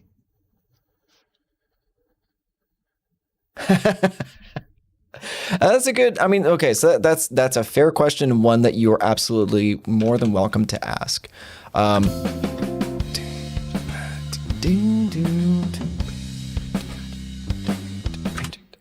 Um, my favorite feature of the quad cortex. I mean, so there's a couple of things that I think are going to make the quad cortex like really really stellar for musicians, like all musicians.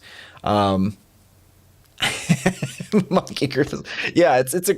I mean, I just thought of it off the top of my head, and may not be the best way to describe it, but like I felt like it was one of those things where I'm like, just I'm thinking like gorilla hits on like just like like just like really heavy handed shit, you know. Yeah, so I need a little bit do ba do do do ba do do do do ba do do.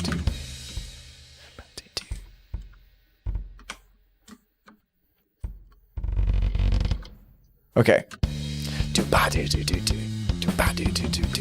Okay, something like that. I'm getting off topic. Eric, to your question, I think that a couple of things that are going to be really, really good about the quad cortex is like, to me, what's really exciting about it is the workflow improvements. So I am all about improving workflow, making sure that you are able to get what is in here onto paper or hard drive or whatever with as little friction as possible. So like, to me, being able to just turn on my quad cortex, have all my presets, all my sounds, and have them sound as amazing as they do right off the bat is going to be one of the best things for me personally, because I like, I'm writing this song to potentially drop on Friday. We'll see how tomorrow and the next day go. But like that's not a lot of time to write, record, mix, master, script, film, edit, upload. Like, that's not a lot of time. So anything that I can find that makes my job that much easier, that much faster, is always going to be welcome. And it's going to be like that for so many other people because there's so many useful features about it, like the gig view, like the set lists. I mean, just the fact that you can have, multiple ins, multiple outs. You can have it plugged in USB via USB. Like this could take my, I could use that as an interface and record directly from my QC into Pro Tools. And having that is such an advantage over any other modeler that I can think of. So in my own personal opinion, I feel like that's what I'm looking forward to the most, is being able to use it to do my work far more efficiently. And not only that, but also to have like far more fun doing it too. Because obviously, I'm sure you guys have already known or guessed, like I have my quad cortex. I can't really show it too much right now because we're like, we have a plan in place for future content right now. So, we are sticking to the plan. So I'm not putting a whole lot of stuff out right now. But like when I get the opportunity, I just sit and I just play with sounds. Like I actually really play with it, which is like completely different from my work. Like there's a different mindset that goes behind there's a different mindset between, delivering content and just playing guitar, if that makes sense. I get to just have fun with it. And that's what I'm most excited about. So yeah, hopefully that kind of answers your question. Oh, thanks, Thal. Appreciate it. How long have you been watching? I don't know how much you've caught of the song formation or anything like that, or if you're just tuning in. So yeah, I appreciate you coming in, dude. Oop, that's good. One hit here.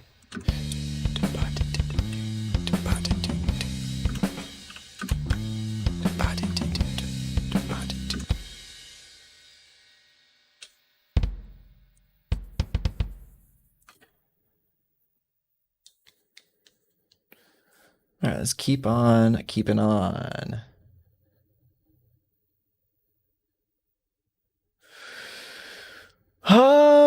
Oh, so that's an interesting question. Have there been any manufacturers who are against you guys modeling their amps? Not sure about the legal stuff behind making amp sims. I th I mean, obviously there are trademark issues. Like we are free to model our amplifiers off of whatever we have. Um,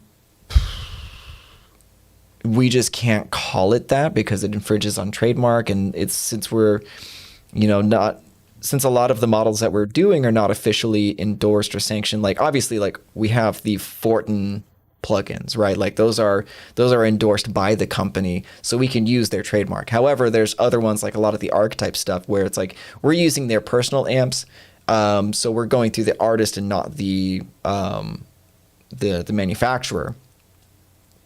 Thal, it's all good, dude. I'm happy that you're hanging out, man. Like that makes me happy that you're enjoying this. Um, yeah, I mean, obviously, feel free to hang out and just watch all you like. That doesn't bother me at all. If you have any questions, you want to comment anytime, by all means. I'm a friendly dude, or so I've been told. But no, I'm glad you're hanging out. That's awesome. But yeah, so I don't necessarily think back to Epic Chicken's question. I don't think there's any particular brand that is against us modeling their amplifiers. I mean, to be honest, I can't see them being against it just in principle. Like, obviously, we can't use their names, but I can see them being like encouraging on the back end because it's like, yeah, people are playing the Mesa Boogies. They're playing I mean, like, I'm just saying random names right now, but like you have like, it's like, okay, well, we know that this model is this. We know that this model is that. So when you see a preset and the preset says California, whatever, it is like, yeah, we know what that is. So even though we can't use the name, everybody knows what it is. So I can't see I can't see a company being actively against it, in my opinion. But I mean, my opinion means nothing in the legal world anyway, so I don't know. But I haven't necessarily experienced anything like that for myself. So, all right, let's keep going. I feel like I got a good direction on the ending of this now that I'm kind of thinking of it. And honestly, like, it's one of the best things to do is to reuse and kind of recycle ideas from beginning, middle, and end, sort of the theme and variation.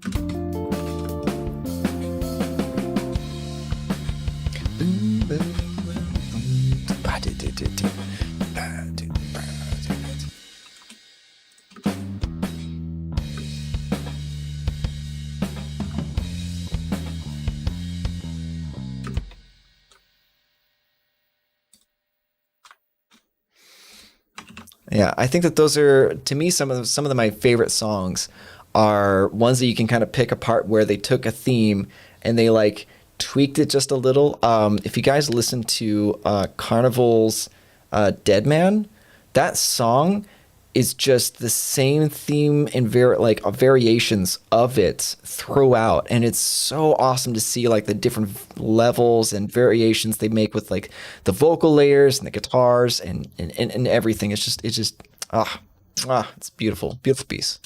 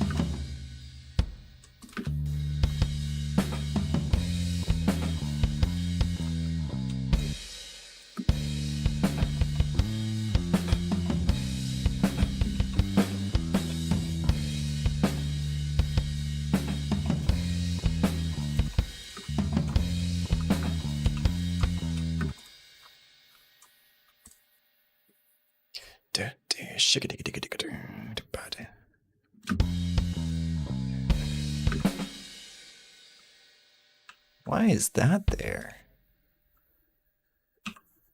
Yeah.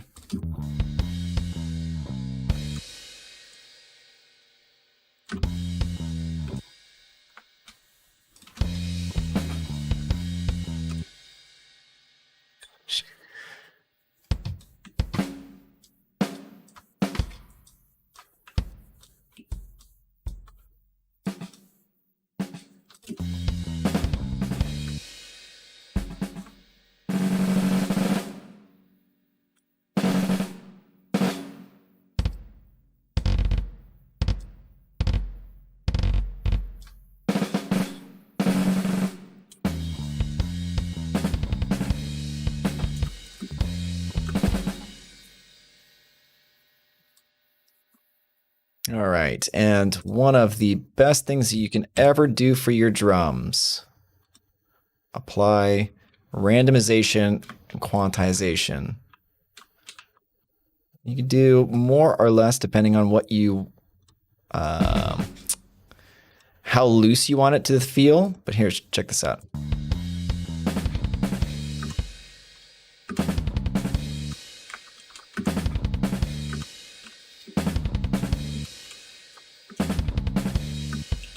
You guys hear the difference?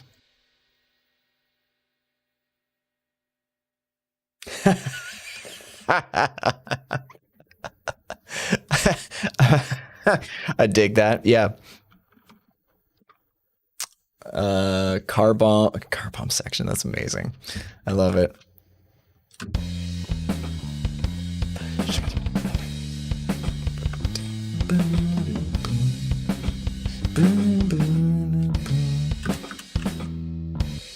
Well, it's actually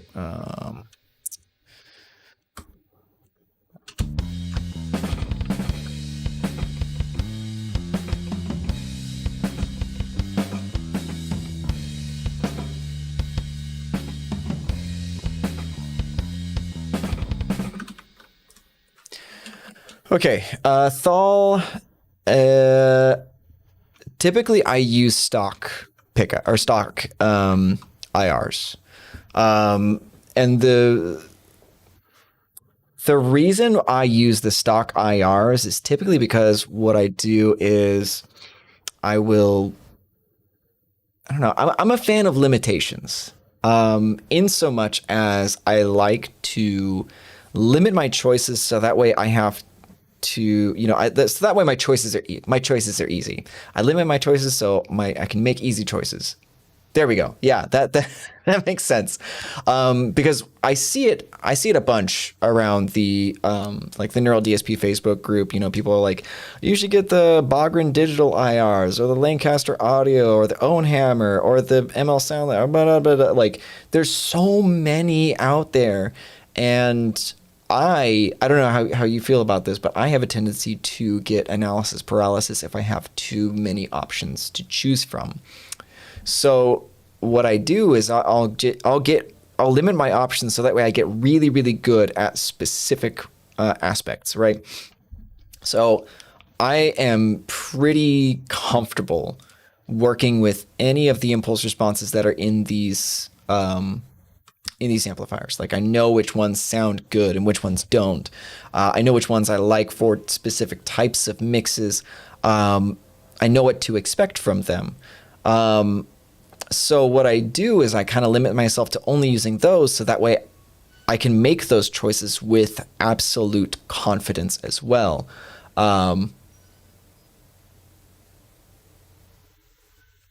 Yeah. So Epic Chicken, I stay away from their own hammer IRs precisely because of that. They give you like 20 mics in 5 positions per cab. It's way too much. And there is something to be said about giving options, right? Like, it would be like, I feel it would be a very, very different situation. So like if we had, this is 0.55. So there are a ton of impulse responses like built into these cabinets. So that way you could just take this position knob and move it back and forth. And basically what you're doing is you're going between a whole bunch of different impulse responses. That to me is so much more like cleaner than going through load custom IR. Yeah, I'll show you guys. Okay. Lancaster Audio's IR library.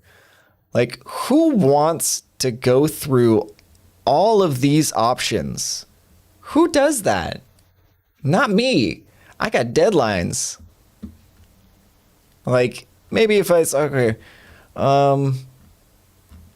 there's certain ones. Maybe the Ampeg would be good for basses. Shit. They got a bunch of Marshalls, but here, like, check this out. So it's like, okay, well, maybe I'll go with like a 1960 vintage waves. Okay, 3. That's not a bad option. That's not a bad amount, right? Then it's like, okay, now you got a whole bunch. But that's still too many. Like, still just a fuckload. So yeah, so to answer your question, I typically use stock because I know what to expect with the stock. I'm good with them. Because I've limited my options to them, I know how to use them to their fullest extent. I feel like it's easy to fall into that trap where you are dual. Yeah, okay, that's great.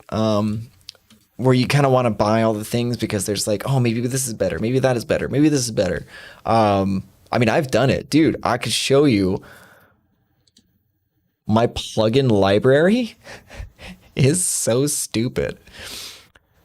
I have all of these EQs. I only use Pro Q3 and maybe Shep's Omnichannel. Dynamics, I have all of these compressors. I use 1, 2, maybe 3, fucking 4, 5. JST clip is all right. I use that on my drum bus mainly. 6, 7, like, yeah, I use maybe a fraction of the plugins that I actually have. And that's because when I first started out with audio, like I just ran rampant. I was just like, oh, I'm just gonna buy all this stuff. How do I feel about isotope EQs? I love Neutron. I actually haven't really used it, to be honest. I'm kind of curious now. Let's see. Let's just toss it on the drum bus real quick. I think I have that. I think that's why you're asking me about it, because I have.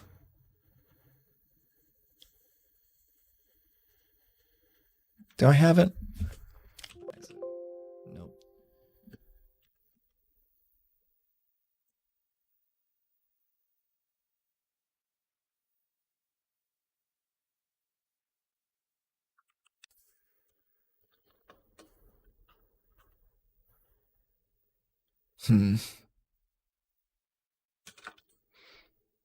Let's see. Do I have? Oh, maybe it's the Neutron or whatever. Neutron. It's stereo. Global presets. Fuck off. Well, this is interesting.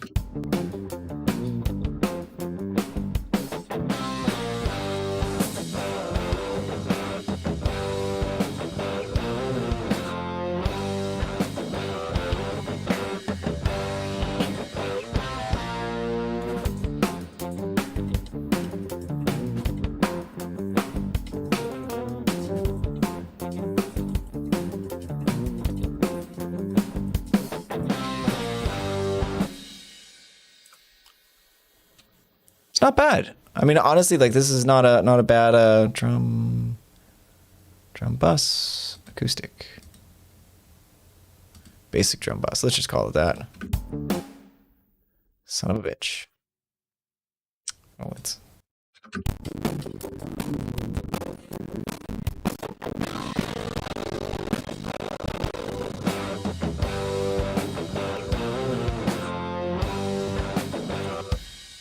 not bad. I don't mind it at all. You know,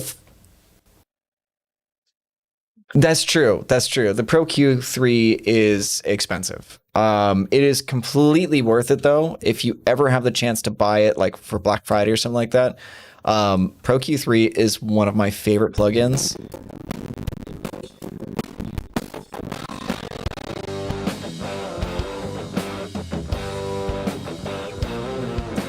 See, even putting like the high shelf like this sounds to my ear a little bit better. Let's just try the Neutron real quick. Neutron, 3 elements. I'm assuming that this is one that you're talking about.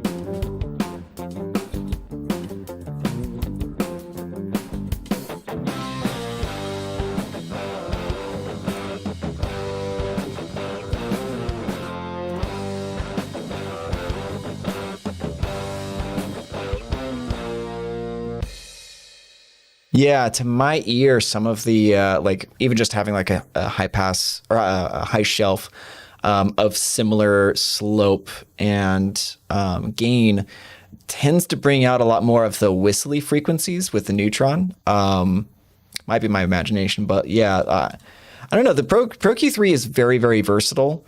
It's one of my favorites because it's so versatile, and it's worth the investment. You know.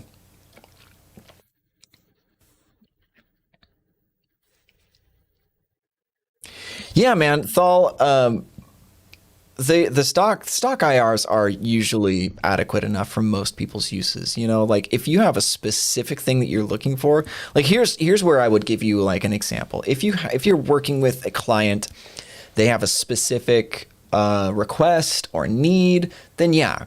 You know, it's like if they're like, hey, you know what? I love the Marshall 1960s V2 or whatever from Lancaster. Sure, awesome. If you have a specific need, then do that. Otherwise, if you're just kind of like hunting and pecking for tones, like you're going to be kind of getting lost with the IR. So I'm stoked that you dig the stock ones. The namelesses ones can be a little presence heavy, a little bit too bright for my tastes occasionally. There's a couple of ways that you can get around that though, which is nice. But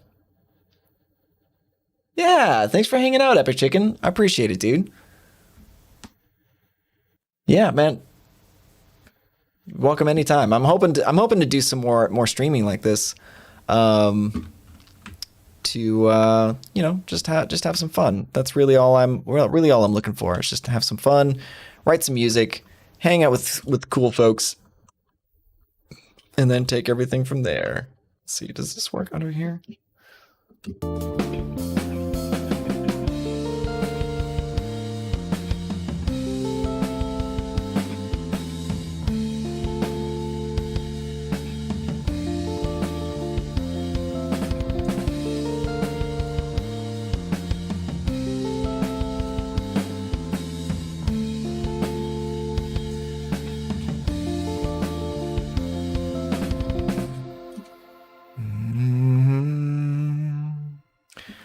Fuck it. I'm just gonna end it right there. Song's already. This song is only a minute long. 2 minutes long. Okay. Yeah, we're gonna call it that. Do actually I'm gonna use the restroom real quick. Let's see. What do I don't.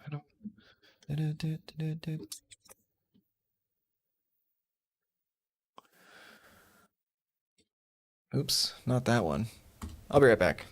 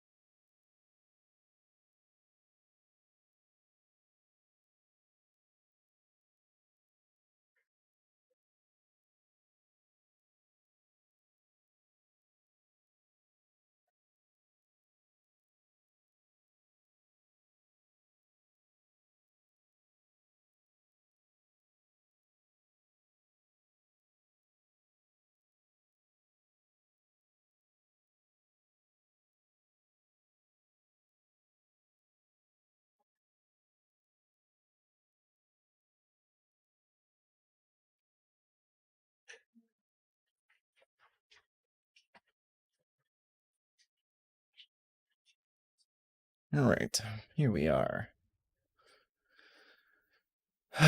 Okay, still got some people hanging out, and that's awesome. Let's see what we're doing here. That's so true. Although, like, to be fair, as far as like the feeling at spending hours writing and only minutes done, like my writing generally only has to be like a minute to 2 minutes. I feel like and that's like the advantage of what I do is I'm not writing music to conform to necessarily the mainstream rules or whatever. It's like I'm writing something that just sounds cool, and that will be used for advertising and YouTube and etc. and my own benefit, my own entertainment as well. So that is pretty true that this takes so long and it's still like very not finished.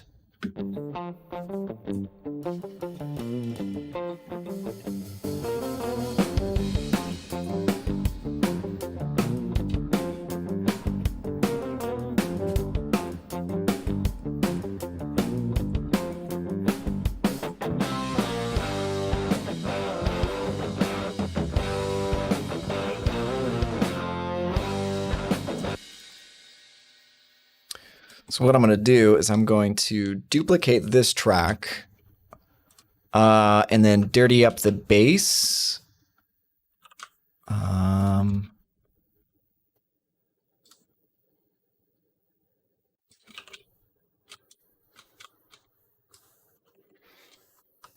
Just to give myself a little bit better tone for the guitars. So check this out.